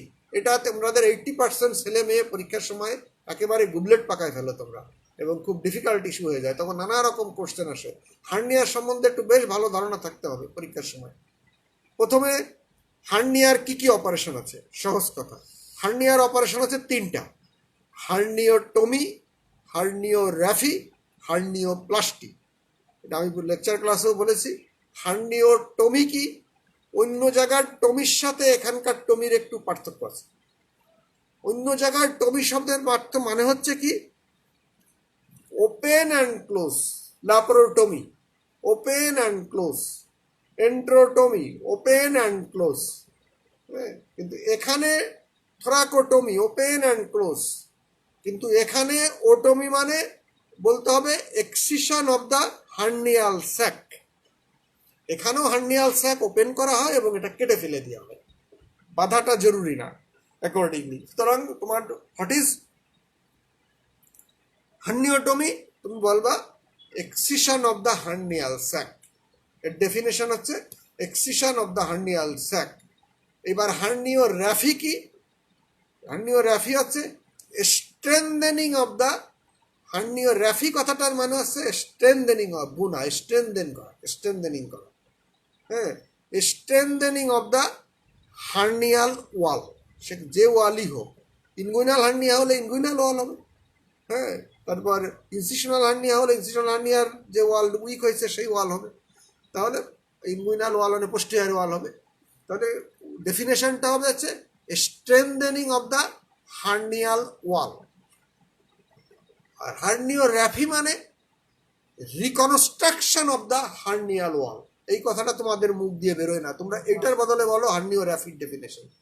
প্লাস্টি কথাটার মানেই হলো রিকনস্ট্রাকশন, যেখানেই প্লাস্টি আছে সেখানেই রিকনস্ট্রাকশন। তাহলে হার্নিওটমি হচ্ছে excision of the hernial sac, herniography হচ্ছে strengthening of the hernial wall, আর হার্নিওপ্লাস্টি হচ্ছে reconstruction of the hernial wall. এই প্রতিটারই আবার কি কিভাবে করি, বিভিন্ন মেকানিজম আছে, বিভিন্ন মেকানিজম। কোন অপারেশন কার জন্য প্রযোজ্য। হার্নিওটমি হচ্ছে ইনডাইরেক্ট হার্নিয়ার চিকিৎসা, indirect hernia, inguinal hernia. Indirect inguinal hernia হলে তার চিকিৎসা হলো হার্নিওটমি। ইনডাইরেক্ট ইনগুইনাল হার্নিয়ার চিকিৎসা হার্নিওটমি, এ নিয়ে কনফিউশন করবে না, এটা একেবারে আগে এইটুকুন থাকো, এর মধ্যে আর যাবা না। আর হার্নিওরাফি, হার্নিওপ্লাস্টি হচ্ছে ডাইরেক্ট হার্নিয়ার চিকিৎসা। ডাইরেক্ট হার্নিয়ার চিকিৎসা হচ্ছে হার্নিওরাফি অথবা হার্নিওপ্লাস্টি। এখন কিন্তু হার্নিওরাফি করা হয় না বলতে গেলে, এখন মোটামুটি মোস্ট অফ দ্য কেস করা হয় হার্নিওপ্লাস্টি। কি দিয়ে করা হয় হার্নিওপ্লাস্টি? হার্নিওপ্লাস্টি কিছু নানাভাবে করা যায়। এখানে কিভাবে করা হয়? এখানে দেওয়া প্রোলিন মেশ দিয়ে। প্রোলিন মেশ দেখতে কিরকম? এটা হোয়াইটিশ। প্রোলিন কিন্তু ব্লুইশ, প্রোলিন সুসার ম্যাটেরিয়াল ব্লুইশ, কিন্তু প্রোলিন মেশ হচ্ছে হোয়াইট, এটা যেন খেয়াল থাকে। হ্যাঁ, আর আরও মেশ আছে, ভিক্রিল মেশ আছে, হ্যাঁ, তারপর আছে হাইব্রিড মেশ আছে, এটা আলাদা আলাদা জিনিস, এত তোমার জানার দরকার নাই। প্রোলিন মেশটা হচ্ছে হোয়াইটিশ দেখতে, না দেখলে থাকলে পরীক্ষার আগে অবশ্যই হলে যাওয়ার আগে দেখে নেবা প্রোলিন মেশ। তবে প্রোলিন মেশ ছাড়াও কিন্তু হার্নিওপ্লাস্টি করা যায়, ওই নিজেদের টিস্যু দিয়ে ডাবল ব্রাস্টিং করে করা যায় হার্নিওপ্লাস্টি। তারপর হচ্ছে পোস্টের অ্যান্টেরিয়রকে পোস্টের, নানা রকম, এটা জানার দরকার নাই। হার্নিওপ্লাস্টি কিভাবে করা হয় বলে, স্যার আমি প্রোলিন মেশ দিয়ে করা দেখছি, না দেখলে দেখে নিতে হবে। এটা এটা দেখো নাই, এটা বলা যাবে না, কারণ প্রতিদিনই অপারেশন হয়। হার্নিওরাফি, হার্নিওরাফি হচ্ছে posterior wall of the inguinal ক্যানালটাকে ওই একটা নন অবজারভেবল সুসার ম্যাটেরিয়াল দিয়ে কাঁথা সেলাই করার মতো বুনতে হয়, কাঁথা সেলাই করার মতো বুনতে হয়, এটাকে বলে ডার্নিং। ডার্নিং, DARNING, ডার্নিং, হার্নিওরাফি। তাহলে হার্নিওরাফি এবং হার্নিওপ্লাস্টি দুটোই আছে ইনডাইরেক্ট হার্নিয়ার চিকিৎসা। এখন সরি ভুল বলছি, ডাইরেক্ট হার্নিয়ার চিকিৎসা। আচ্ছা, একটা টেলিফোন এসছে, আমি জাস্ট শেষ করে দেবো আমরা। সেটা হলো যে ডাইরেক্ট হার্নিয়ার চিকিৎসা হচ্ছে হার্নিওরাফি, হার্নিওপ্লাস্টি, আর ইনডাইরেক্ট হার্নিয়ার চিকিৎসা হার্নিওটমি। কিন্তু বাচ্চাদের ক্ষেত্রে অনলি হার্নিওটমি। অ্যাডাল্টের ক্ষেত্রে রিকারেন্সের একটা ঝুঁকি আছে, সেই জন্যে আমরা হার্নিওটমির সঙ্গে ফ্রিকুয়েন্টলি, ম্যান্ডেটরি না, প্লাস মাইনাস, ম্যান্ডেটরি না, হার্নিওরাফি বা হার্নিওপ্লাস্টি করতে পারি যদি আমরা মনে করি যে পোস্টেরিয়ার ওয়ালটা দুর্বল হয়ে গেছে।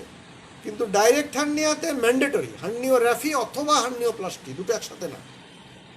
আর অ্যাডাল্টের ইনডাইরেক্ট হার্নিয়ার ক্ষেত্রে হার্নিওটমি ম্যান্ডেটরি, এর সাথে র্যাফি অথবা প্লাস্টি যে কোনো একটা আমরা করতে পারি, বাচ্চাদের ক্ষেত্রে লাগবে না। আমি মনে হয় ক্লিয়ার করতে পারছি। তাহলে আজকে এইটুকুনি আমাদের আজকে শেষ করব। এর মধ্যে তোমাদের কোনো কোশ্চেন আছে কিনা এটা বলো।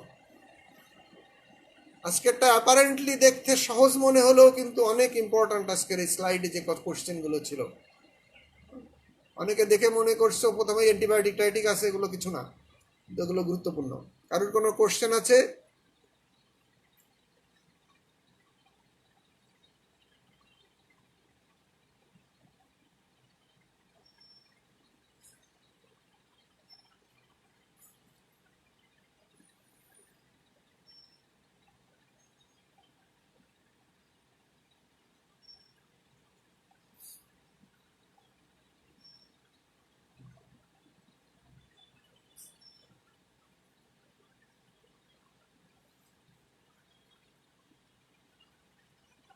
ঠিক আছে,